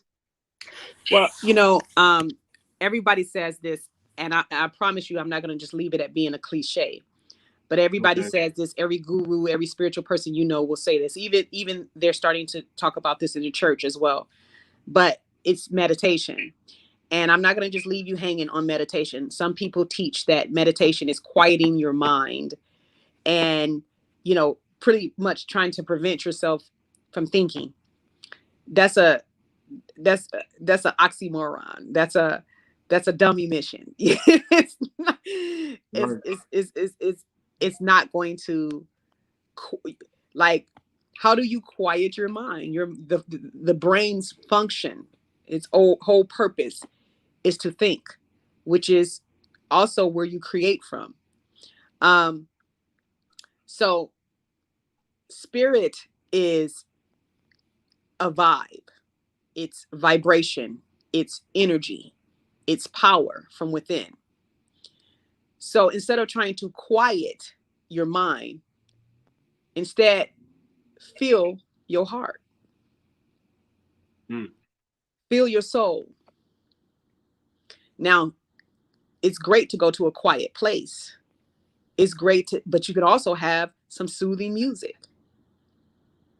Meditation happens when you're doing your favorite thing or something that you're enjoying, or at a comedy show that when you're laughing, or eating your favorite food, or cooking your favorite food, or playing golf, or running track, or producing music, or writing poetry, speaking poetry, performing on stage. All of that is when you're connected to your higher self, when you're tapped into source.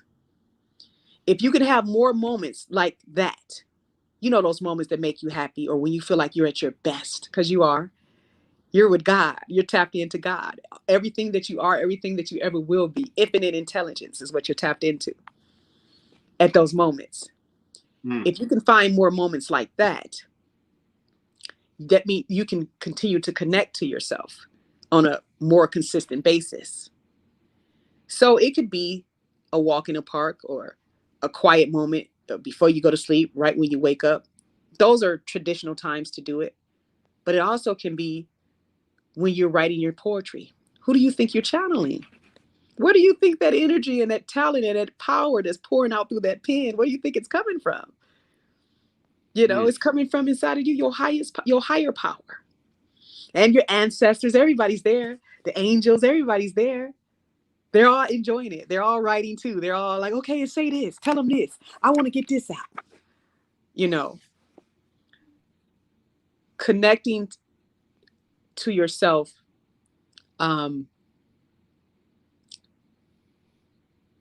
happens, I believe, the most for me when I'm by myself and I can be alone with my thoughts. Yeah. And if I'm having a thought that doesn't serve me, or that I don't like, or that I don't appreciate, I don't try to toss it out my mind, because it's going to come back. I allow it. I allow it. I allow it to play out. And then I choose to think about something else. But I always tell people, when you want to hear from God, after you're done praying and asking and thanking and praising and believing and shouting and crying, whatever that conversation with you and God entails, after you're done talking, be quiet and listen. because spirit will talk back. And you know it's spirit because first of all, you'll feel it. If you're feeling it from your heart, you'll feel it. Second of all, typically God is going to say something that you don't know to tell yourself or that you don't remember to tell yourself. And then they have little things. They have little catchphrases that they like to use. Spirit, ancestors, for me, they always say, we are here. We are always here. We are with you. We will never leave you. Spirit says, I love you, Ameerah. Though when that thing penetrates through my heart, there's nothing like it. No other man, no other woman, no other person can tell me they love me the way Spirit does. I know Spirit means it without any arterial motives. I trust. I trust inside of here. Right. So when you want to connect, start off saying everything you want to say, having a conversation, and then be quiet so you can hear what's being said back. And don't expect it to be audible, like, hey, I said it. It don't come like that. It's going to sound like your mind. It's going to sound like your words. It's going to be familiar to you. It's going to be you, but it's going to be your higher you, reminding you of who you are, just reminding you of some things you forgot. You go to Spirit with a problem. All it is a reminder of something you forgot, right? It ain't like Spirit is telling you anything new under the sun. It's the same thing. You are great. You're going to always be great. We are here for you. Do whatever it is you want to do. And, this too shall pass. And where there's a yin, so is a yang. Mm-hmm. Bless and praise the bad times like you do the good times. They're all the same. It's no different. Only way you know what you do want is when you know what you don't want. So, start there. Just start by talking. Get it all out. Don't try to cancel out your thoughts when they come. Let them live because that's what we're meant to do. And just keep breathing. Keep breathing in life. Breathe it through your nose because your nose has a natural filtration system. Breathe life in. Acknowledge self when you breathe in. And then blow it out. Calm yourself down. Relax. And listen. Listen what's being said. Listen to what's being said. Feel it. Don't try to figure it out. Don't try to brainiac it to death. Let it resonate in your heart. Your feelings are truly your guidance system. It is truly your guidance center. Your heart is. Because we got a feeling when we feel like something ain't right. It's a feeling. When we feel good, it feels good. When we all up in our feelings, we in our feelings. That lets us know what's right for us and what's wrong for us. That lets us know when we off balance. When we stop believing in ourselves, when we stop believing that, this big thing is about to happen and we start doubting ourselves. That lets us know that we're out of order. That lets us know that we're not aligned, that we're not connecting with ourselves. That lets us know that we don't believe in what we said we are. You asked for something. You asked to be the greatest podcast in your region. And Spirit said, yes, okay, we're going to be that. Let's do that. But you, in your apparatus, you don't believe it's happening. You don't believe it's true. You don't even believe it can happen. You just said it to see what was going to happen. You ain't even, you know what I mean? You didn't believe it. Right. That's why you stress. That's why you have anxiety. That's why you're depressed, because you're out of alignment with yourself. Spirit has already became whatever it is that you have asked or wished or desired for, but you haven't convinced yourself that it's real. That's why the word realize. That's why they say realize. That's when we realize something, that's another word for we made that thing real. It wasn't real. For a lot of us, it ain't real until we can grab it, till it becomes a material thing. That's when it's real to us. But we have to understand it's real when we think of it. It's real when we see it. In other words, it's real when we create it. You're worried about the manifestation. What is that like? Putting the carriage before the horse? Right. You're worried about the material of it. If you can create it, you don't have to worry about it materializing because it is so. There is no difference. You can't believe it because you can't see it, but you saw it here first. You saw it here. How come that's not real enough for you? Oh, you want to experience it. Well, you can't create it until you experience it, until you get happy about it, until you get the feeling of it. That's how you create it. Experiencing it, feeling it. How, you think about the car you want in your garage. Then think about how happy or how bomb you're gonna look when you're driving down the street, when you're driving in it. Right. Think about what color you want. Think about the style of the vehicle. Because at the end of the day, all we want to do is be happy. So get happy first. Just be happy. And let the universe bring to you what you're attracting. Your own happiness. That's right. And to the artist, to answer the question about the artist, I'm going to tell you exactly what Spirit told me, and I say it all the time. Keep creating. Your life depends on it. When people stop creating and they give up, they die. If you haven't created anything for yourself lately, and I don't mean something, a Van Gogh art piece. Right. I'm talking about if you ain't got up and made yourself a sandwich that you done thought of. Ooh, I'm gonna put some Doritos and and this kind of cheese on. You know what I mean? But if you don't get up and feed yourself, if you don't have anybody else to feed you, if you don't get up and feed yourself and you're alone, you're gonna mess around and die. You're gonna starve to death because you haven't created something for yourself. That's when you start to realize we're not a puppet on a string. Spirit is not just sitting up there, oh, you did wrong. Boom. I'm going to beat you with my sin stick. No. No. That's not how it goes. We always, and I'm talking to myself too, we always ask, why me? Why me? Why me? Why me? When it's going bad. Right. But we have to ask ourselves, why not me? And the reason why you ask yourself, why not me, is because when it's going great, you don't think you get to experience the downswing too? You know what I mean? You don't think you get the yin and the yang? You're going to have to get both of them. And I have gotten to the point where I started deciding that, okay, as long as this negative energy is, I know when this thing rises back up, it's about to be, yes, I'm about to be on cloud 9. I'm about to be on top, baby. All this shit I'm going through. Hey, it's about to, when this thing, when this other thing come back around, because, I'm hurting, or, I'm pissed, or, that shit happened to me, or, that's, whatever, I'm mad, or this bad thing happened.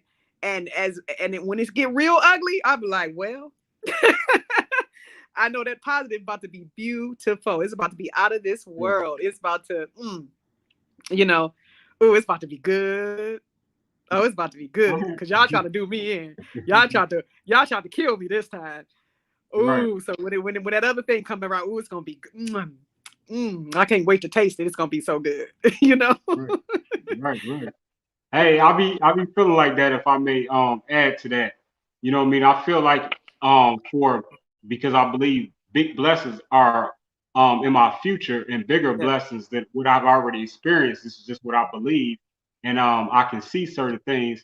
So when bad things happen, I feel like it has to be an earthquake and have to shake things up for positive to be able to, come to make its way through, because what it is so big, it's like a giant, it's shaking things up, So that's all we feeling is the ripple effect of the, of the vibration of the gift of the blessing that's coming. It's so big, it's so powerful, so it's got to shake stuff up like an earthquake. And what it does sometimes, it knocks stuff off the table. And an analogy of knocking things off the table, your car may go down. That's knocking off the table. Just different things just may happen, but not purposely. but just in the ripple effect of, the blessing coming through to you as you, because like you say, start to believe it. because the universe doesn't have the judgment. You know what I mean? It Right. just attracts. It just, whatever is likened to itself, it attracts. It's not judging this gonna be good, this gonna be bad. That's not the judgment. That's not where the judgment lies within. The judgment relies within you. Because we could go to the same club, have the same amount of drinks, dance to the same amount of songs, and I might go home, go to sleep, have me a good night's sleep, and wake up the next morning refreshed and get to start my day. You might, on the other hand, left, kept drinking, got into a car accident, woke up somewhere you didn't know where you was, danced on the table, and it might have been a horrible experience for you. And you say, "Oh, I can't go back to the club. That's the devil. I can't do that." But right. That's because it didn't serve you. Right? You're the interpreter of that. Whereas I'd be like, oh, I had a good time. What club was you at? Right. You talking about, that's the club. So it's up to the beholder. It's relative as it regards to, good and bad. If it does not serve you, you do away with that thing. And sometimes things that can, and most of the time, things that can serve you for a certain amount of time, like you could love your job. You could love the way the direction your career is heading into, and it could work for you for 12 years. But when it stops serving you, that's the equal amount. That's the same mentality as that's a demon, because now Right. It's not serving you. Now it does you no good. You're not growing anymore. Your spirit has stopped, evolving in that space. You've outgrown that space. You've reached the ceiling. You can't penetrate through. You know what I mean? So a lot of times the things that serves us at some point, because nothing is forever. Nothing stays the same, I should say. Right. Everything evolves. Everything evolves. So, I may have been looking at the green leaves on the tree in the summer, but by the time fall came, they changed. Don't mean they're bad. Don't mean they're good. It was just time for a change. I love it. And I'm gonna add to everything that we just talking about right now. Even when it comes to your dreams and things come true, what I mean. The reason why everyone that's out here listening to this great interview with Ameerah, the songstress, the famous radio host and singer, and has the great song out and video with Malik Yusuf called Everything. I'm trying to tell you, the reason why you all have to believe in yourself is because every thought is actually considered like atomic matter. You know what I mean? Like everything is atomic matter. Everything is based on the atoms and stuff like that. So what they don't teach us in school, and this is stuff that I read, as I was trying to find myself and discover who I am and what I'm trying to do out here in this one world, one life we get. Basically every thought is equal to a chair. It's physical. Like every thought is already physical. It just lives in like another dimension or whatever. But it's physical. Like as soon as you think it's real, it's the same ingredient as this jersey is. As the material. Right. It's same ingredients as the material that you can see, feel, and touch, but it's in your mind. And as soon as you think it has life. You just breathe life into it. As soon as you thought it, you know what I'm saying? Under the rules of the universe, I'm saying. It has life, you know what I'm saying? Yes. It's been written. So, that's just what it is. So, you know what I mean? There's no excuse for anyone out here in this world to not believe once you have that understanding of how all of this operates in the first place. Everything is real. It's all real. And like you said, I love what you said about real and realizing. You know what I'm saying? So that's what it is. Yep. I concur. I agree with that. I love that. I love the way you put it, and that's from a scientific factor to, a spiritual factor, whichever, because they're the same. Right. Same properties. Spirit is a perfect science. But, whether you're more of a scientist or whether you're more of a spiritual person, either way it goes, it's number one, is the same, and it's a way that people can understand it, communicating with the people so that they can understand it. Right. It all connects. It's all aligned. You know what I'm saying? Yep. Yep. So Everything connected. that's right. I love it. I love it. So Oh, by the way, I want to shout out Tobias Trevelyan. He's the actor in the video Everything, and he's you've seen him on Empire. You've seen him on a whole host of Tyler Perry uh, TV shows and movies, and you've seen him on One Life to Live. You've seen him on actually he's filming a new TV series, Tales, that show that comes on BET, Tales. So he's filming that right now. So shout out to him for coming and blessing me in the music video, and shout out to Fireman. He was also a producer and co-writer on the song Everything, and just wanted to shout those couple of people out just before we moved on. I'm sorry. I'm oh done. no, definitely. Much love and much respect to all the people that you shouted out. And Yeah. actually, we have some comments that I missed that came in by a gentleman named Timothy Smith. So Oh, he was saying you testifying good. Testifying oh, gold. this is cool. We can see the comments. I gotta get this on my show. You gotta tell me when we get off the show how to do this. You can Oh put the yeah, comments up on the absolutely. screen. If I Oh if yeah. I text if I text back, will he be able to see what I do? What I say? Yeah, I can post a comment too. Yeah. Okay. How about no bad things, only bad thoughts, which are an illusion? I agree, Timothy. That's right. I do agree too. I second that. And he also says, "What are you doing musically?" Hold on. Sorry. Musically, okay, so we have the new single Everything, we have that out, and then we just released the video. It's only been out a week, and I'll be honest, I haven't even started marketing it yet. Like, I haven't even spent any marketing dollars as of yet, but I kind of just wanted to see authentically who would, who's looking and who's watching. And so it's been out a week, and it's on YouTube. It has, I think, 117 or something views as of today, and I'm personally proud of that because I have to remind people I'm an independent artist. So that means I'm self-funded. And that means that even though I may deal with or move with major people, Grammy Award winners and such, I'm still on the independent side of things. So everything has to happen upon, my dollar, my creation, and my zeal to keep going. So when I find people that authentically listens and watch, because once we start putting marketing into it, you run the risk of some people being bots and all of that. But these people authentically, went and watched the video and loved it. They're commenting, Right. they're supporting. I have a connection in Nigeria, and shout out to Much Potential. And he's, trying to make sure that it's on TV stations out there in Nigeria. He's trying to make sure it's everywhere out there. He was like, they love it. They love the creativity behind it. It's a lot of African pieces in the video. So they said everything was on point.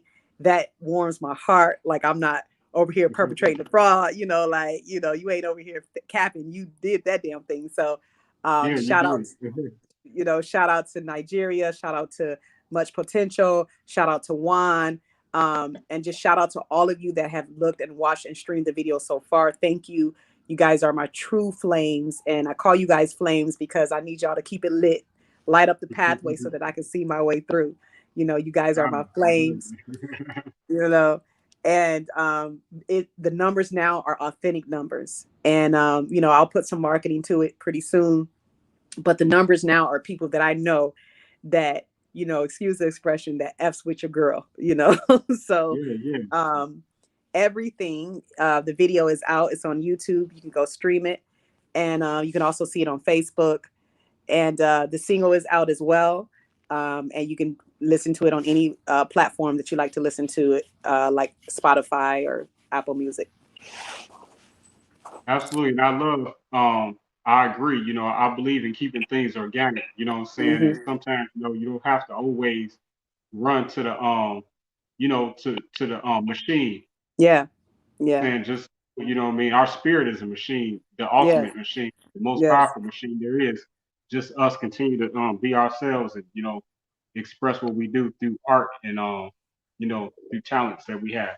Yes. So yeah, like man, you really blessed us, you know what I mean, tonight, you know what I mean, with your Oh, wisdom, with your experiences, your in the industry and entertainment, you know what I mean, and man, just all the great people that you continue to work with, people that you have interviewed, you know what I mean. So who mm. are some more of the people that you have interviewed, if I may ask, just to shout out people, because I know you've been doing your show since February, so you had a lot of different guests.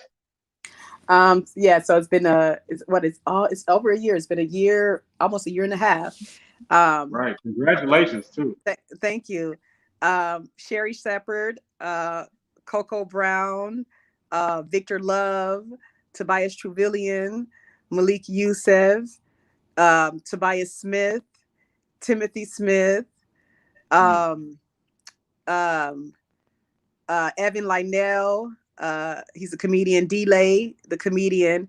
Buddy Lewis, the comedian and actor and writer and director. Okay, Um, okay. Shane, the comedian.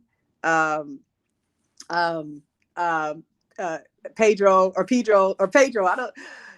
Black Pedro or Black Pedro. Also a comedian. Doug Williams.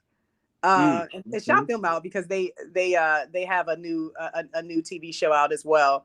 I wish I would have had all of these things written down because I'm drawing a blank on the name of this new TV show. But shout all of those brothers out, all of them. They're doing very well in their careers. They continue to do so. Microwave, Tyler Noel, Mm. uh, um, uh, um, ah, Sade the Queen, singer and comedian, actress, Verdell Smith, musician, um, man, Debonair Rhymes, musician and hip hop artist. I know I'm forgetting some people. They're gonna be mad and slapping me, but No, I mean you are doing awesome. Like I don't know, I don't know, I'm at like 80 some episodes, and I ooh, can't say that I would be able to name 5 people just because I'm in the moment right now of interviewing you. You know what I'm saying? yeah, yeah, You know what I'm saying? So it's hard to sometimes think about other great moments. You know what I mean, with other people respectively. mm-hmm, You know what I'm saying? mm-hmm, So you did mm-hmm. you did awesome. You just named off like 19 people. I swear you Okay, good, okay, did. good. I You was did like, excellent. and I Bravo. know Straight up. I know I'm forgetting somebody. I know somebody gonna be mad at me. I promise I didn't really Nah, they feel shouldn't be mad. it. It's all love. This is live. They know how it's operate. Yeah. Yeah, and Timothy also just left another comment saying you should like. You've been singing all your life. Is that true? Is your goal about helping others? Okay. You sound like you've been singing all your life. Is that true? Okay. Yes, I've been singing all my life since I was 5. That I can remember. I probably was singing out the womb, but what I can Right, remember when I was 5. right. Is your goal about helping others or what it well, I feel like I've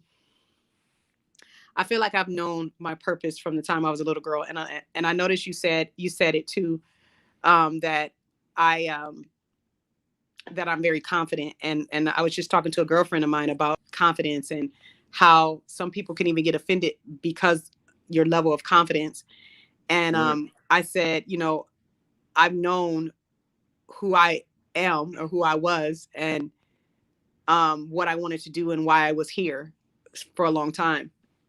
Since I was 5, I'd never wavered from it. And I've heard all kinds of things. I've heard people say all kinds of mean, negative things, or discouraging things, you know, from me not having what it takes to I should give up, because it ain't popping when they thought it should. People be Right. afraid and they try to put their fears on you. Yeah. And I always tell people, don't be afraid, don't be scared for me, because I got this. I know, I'm living in my purpose, and that takes a lot of strength to do. And people don't always understand that, why don't you just get a 9 to 5? Why don't you just do this? Why don't you do something to make them feel better? But no one can tell you about you. No one can tell you what's going to appease your soul. Right. No one can jump inside you and live your life for you. I think some people would want to. I think some people try. Some people try to control you, because if she would just do this, that's your idea. How come it ain't working for you? Shit. So so the confidence comes from just knowing God, knowing where God lives, and knowing what your purpose is. And I've always known, but I didn't always believe. Let me say that. Because of some of the downfalls that I've had working in the industry, I've had that conversation with me that we've all had with ourselves. Maybe this ain't for me. Maybe this is what I shouldn't be doing this. Maybe this is not something I should be doing. Maybe I got the wrong message. Maybe they are right. Maybe I should just quit. Maybe I should just go sit at a desk again. All those things. But when God said to me, you wouldn't have a dream if it wasn't for my purpose. I believed in spirit. I believed it. I didn't second guess it. I don't run around here talking about Jesus was the example and I don't believe that I can walk on water. That don't even make sense. Why would I say that Jesus is the example, but I don't even believe I can walk on water? That don't make sense. I heard that. So when I do it, is what we call confidence, what y'all call confidence. When I do it like I believe it. I do it like I believe what was told to me. And when I do it, I'll do it scared. Because that's how much I believe it. I'll jump off the cliff scared as hell. Because I believe it. That's because I believe it. I like how you put that. Jump off the cliff scared because scared as hell. Scared as hell. I definitely, I know the feeling, I've done a lot of things where I was completely uncomfortable. And, but just like you say, I believe that it was going to turn out like I believe if I walk through fire, that I believe that I'm not going to have the scars that I just walked through the fire. You know what I'm saying? I'm going to have freaking out and grow wings for walking through that fire. I'll be able to fly if I walk through that fire. If I walk through that fire. I'll be able to go through that pain. Am I willing to exert myself or make the sacrifice, whether it's time or, like you say, physical, whatever it is, you gotta put something up. You gotta, what I always say, like, if you want something over there, you gotta take something from over here. It's a trade, it's a barter system out here, you know what I'm saying? You can't have it all. Some people feel like they can have it all, and, if that's how you believe, then, so be it. Much power to you, you know what I mean? But me, I believe that, to have a lot, you have to keep trading and bartering, you know what I'm saying, and to be able to gain more, and that's what the greats have done. Yeah, it's an energy exchange. Nothing is for free. You got to exchange some kind of energy, whether it's in the form of money, time, talent, emotion, and to wrap it right back around to Timothy's question, and you answered it too, helping the people is our mission, to help the people.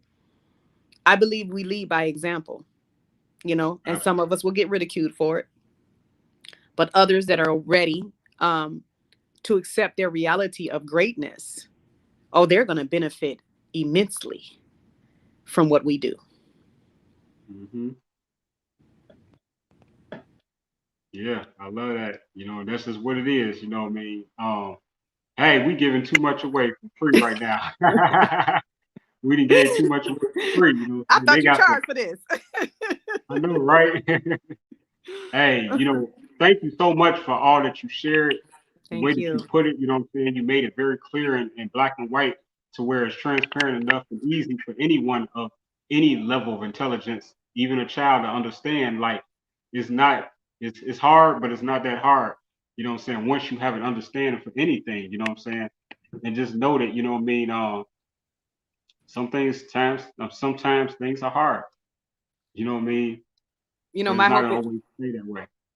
My hope is that and if these could be the last, parting words that I say, my hope is that we can raise a nation you know, of children and just people, period, that believes inside themselves instead of looking for love in all the wrong places by looking outside of themselves. You know, a nation of people that know who they are. Therefore, there's no insecurity. Therefore, there's no hatred. Therefore, there's no slaughtering of our people. I believe that we should value our legends like we value gold. I believe we should value our people, you know, like we value the very resources of this land, because we are the resources. We're not shipping, you know, resources from outer space. We're creating them. Every time we run out of something, energy, what we do, the windmills, we just create it. Every time something has a glitch in it, what we do, we fix it, we make it better.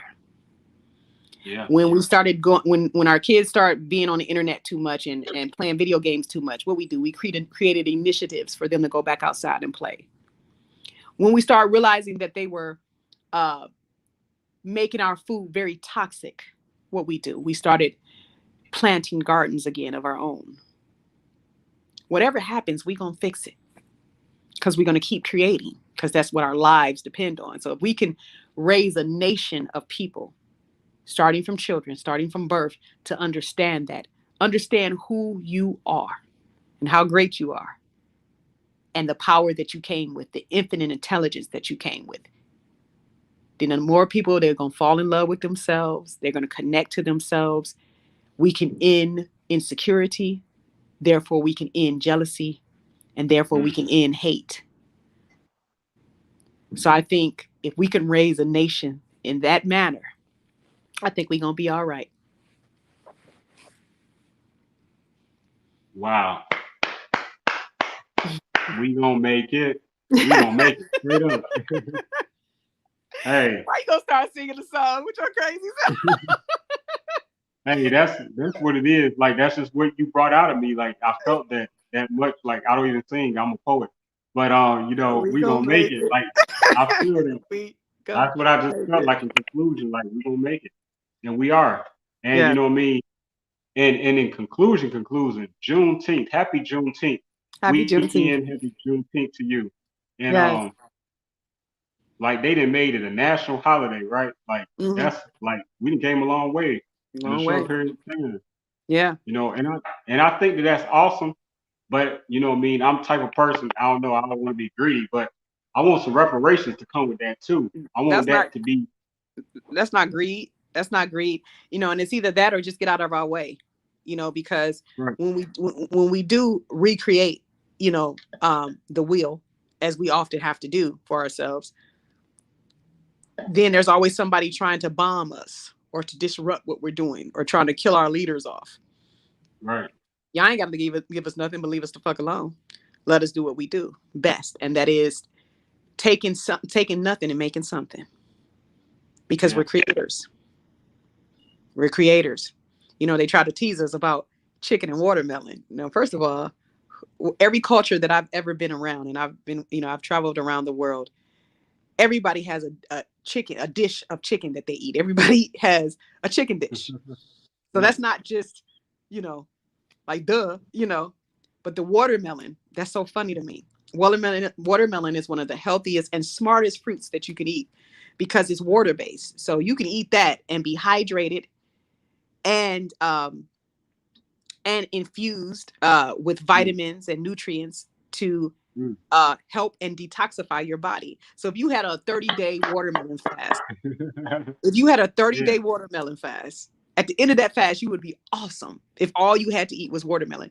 So the funny thing for people to try to taunt and tease our culture and say it's a bad and negative thing because we are attracted to watermelon. You ever thought that we had something in our DNA that understood the value of a watermelon, and we're attracted to that because we know it is a healer and it tastes damn good. You know what I'm talking about? So why are we walking around trying to walk like somebody else, talk like somebody else? Why are we ashamed of who we are? And I mean, I'll take it even a step further. Big gold gaudy pieces Why wouldn't we wear that? You know what I mean? That came from our land. We were able to, we were blessed to adorn ourselves with gold and precious jewels. Of course I deserve a precious jewel. Why wouldn't I? Are you serious? Like, why wouldn't I be attracted to what our money system is built on? Gold. Why wouldn't I be attracted to something that you can trade for the rest of our days? Why wouldn't I be attracted to something I can wear an investment around my neck? Because if I have to trade that thing in or pawn that thing, I'm going to walk out with the cash. I'm going to have some money. I'm going to have a house note.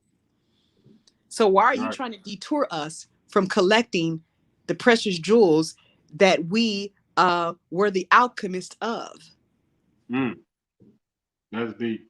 I love it. So I don't know how you keep wrapping me. We keep getting into all of these discussions. I'm trying to get off here. We trying to end the show. I know, right? It's Friday night. It's party. You in the ATL too right now, you said? Yep. And I'm my homegirl, we gonna hit her up. She moved out here. Shout out to Alexis, Alex, baby girl. Shout out I think she's watching. Shout out to you. She waiting for me to get off so we can go do some things, get into some things. But shout out to her.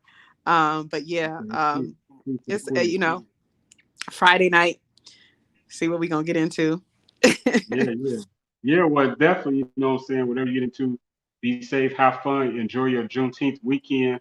Thank you. Just congratulations on everything you've been doing, all your, future endeavors, present things that you're working on, your present goals and missions. May you continue to flourish and be successful, and everything just come to light, the big light, you know what I'm saying, the light at the end of the tunnel light. So I just want you to just continue to be happy, be successful, and I'm just very proud of you, and I salute you in that order.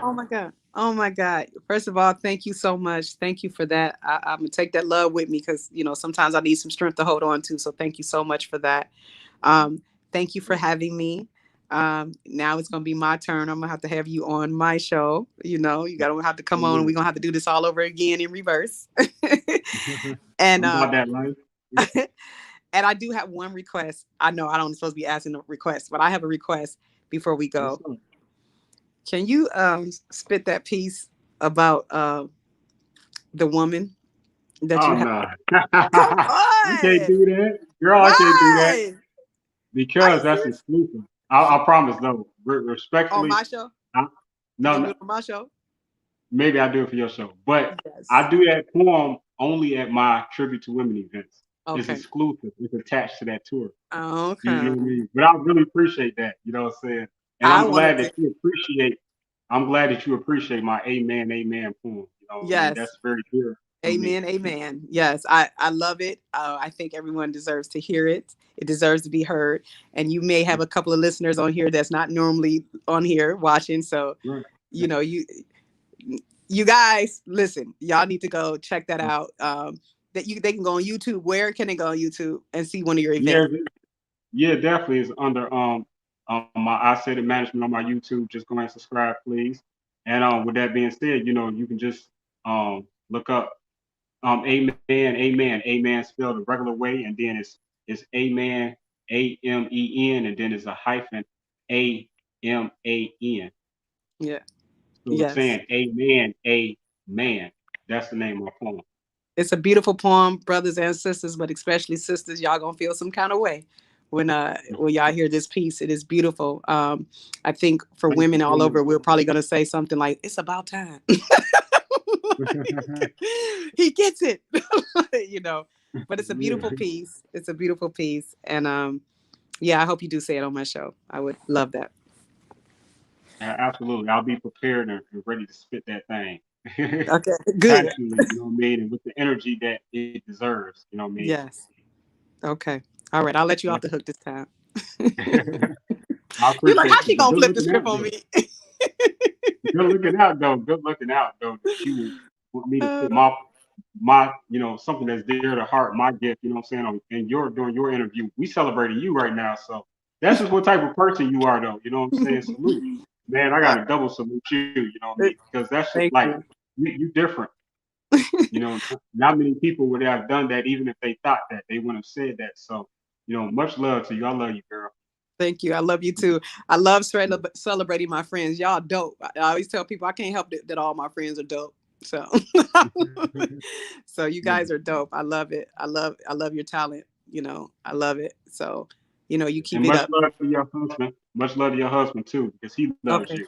you. Oh. You know, much respect your family and everyone, you know what I mean? Of course, you know, the famous um Malik Youssef. So Yeah. the legend. Shout out Malik Youssef. Yeah. Well, And thank great you. job on that video, everything. It was everything for real, for real. Oh, No cap.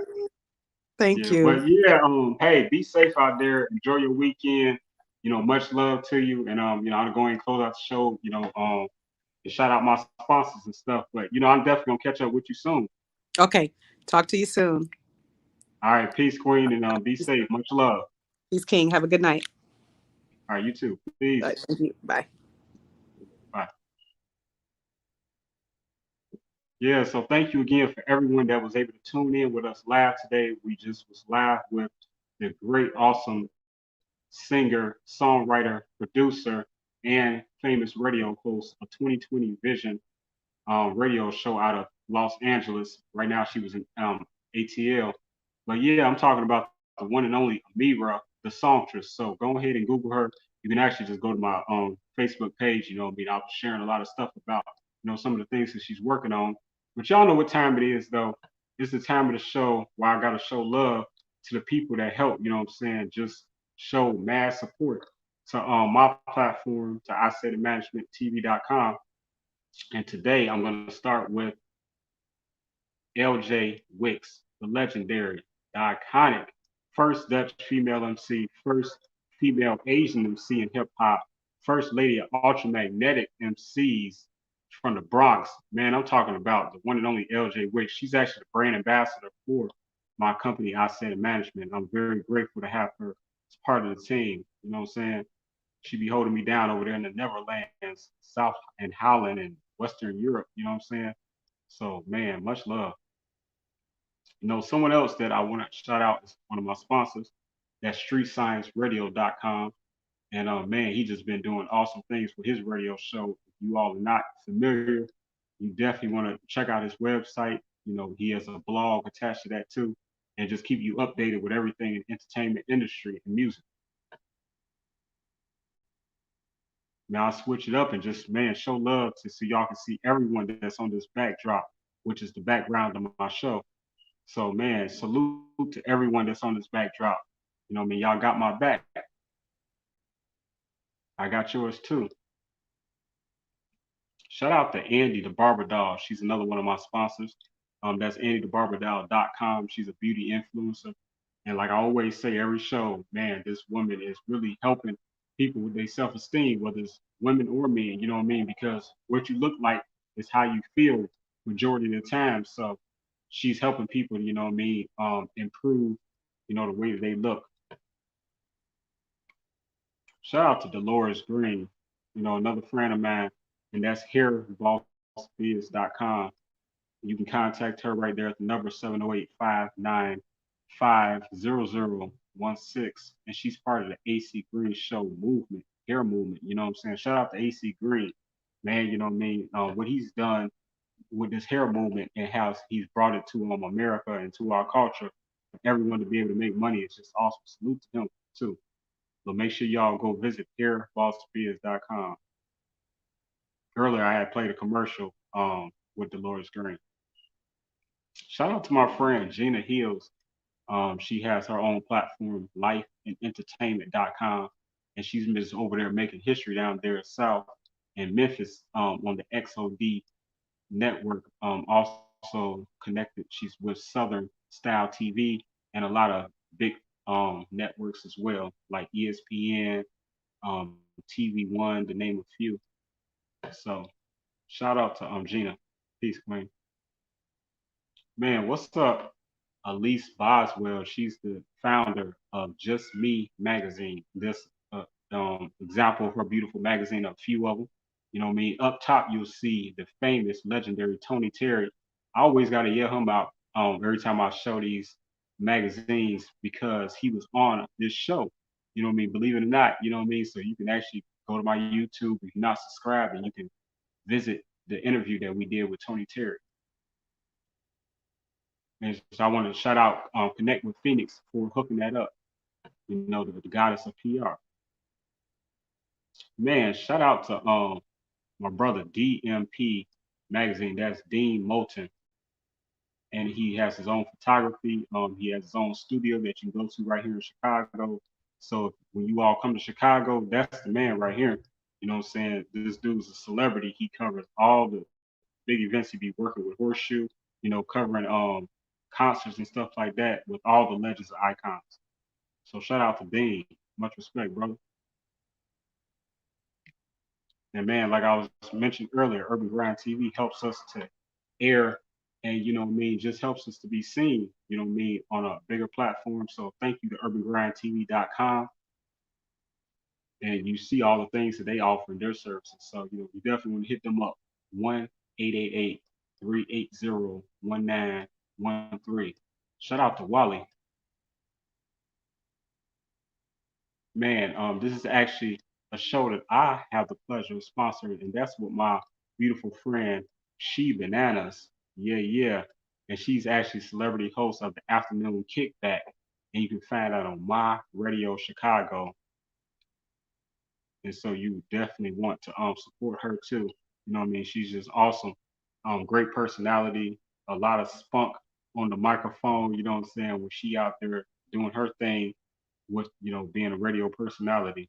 You know, she has a really exciting show, and it comes on 1 p.m. to 3 p.m. every Monday, Tuesday, Wednesday, Thursday, and Friday. You know what I'm talking about? She here throughout the week.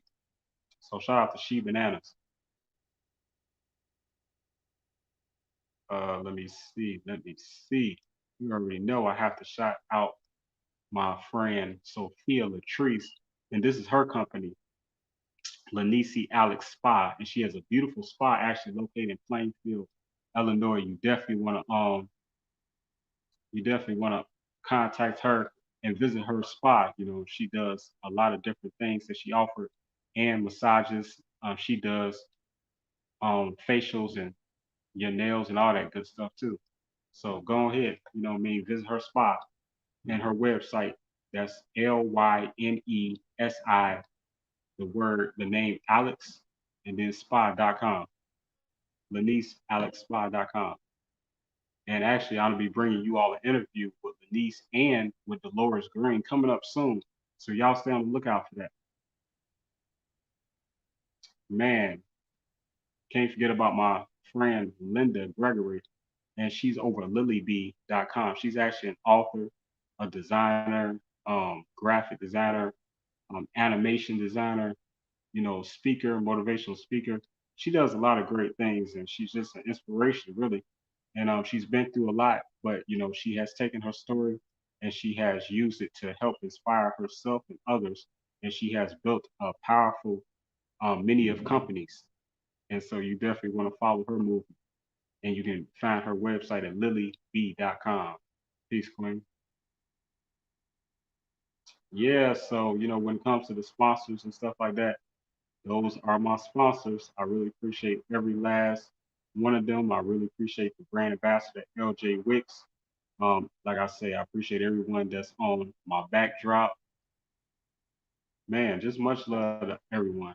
And also, let me just remind you, if you're not familiar with my I Said a Management sponsorship agreement, that's where monthly you can pay as little as 71.60 a month, or you have the option without an agreement to pay 150 month to month, and that will include TV, radio promo, and magazine promo, and social media promo, and um, information on my website, IsaidItTV.com. You can't beat that.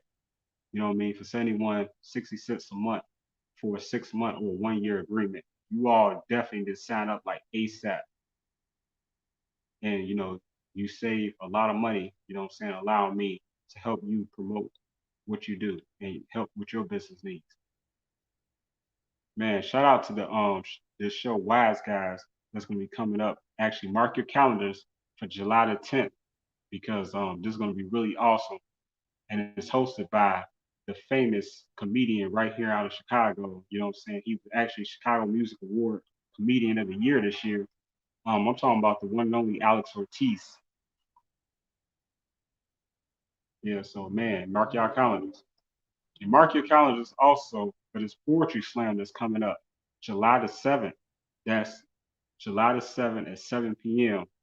And it's judged by, the people at the bottom, you know what I mean? And this is all brought to you and presented by We the Guys Entertainment. That's WTG. And also affiliated with Greasy Gang. You know what I'm talking about? Rest in peace, brother. Yeah, so make sure you all mark your calendars for this slide poetry slam. It's gonna be off the chain. I already know. Yeah, so again, thank you so much for our special celebrity guest tonight, and that is Ameerah, the songstress. She really came and laid down the knowledge, and she brought all the information tonight, man. She really blessed this show. I really appreciate her. Much love. And make sure you all support her new song with the famous Emmy and Grammy Award winning Malik Yusuf, you know what I mean, right here out of Chicago, you know what I'm saying? Make sure you all support the song. Everything is on her YouTube. Just Google and search Ameerah the Songstress. Ameerah is spelled Ameerah, the Songstress. And she has a great, great song and video with Malik Yusuf. Definitely want to support that. And man, just salute to her and everything she's doing again. And peace, Queen. Really appreciate you. Much love. And thank you again for everyone that was able to tune in with us live today. Please share this video wherever you're watching and listening to this interview from. And man, just much love. And remember, if anybody asks, I said it. Blessings.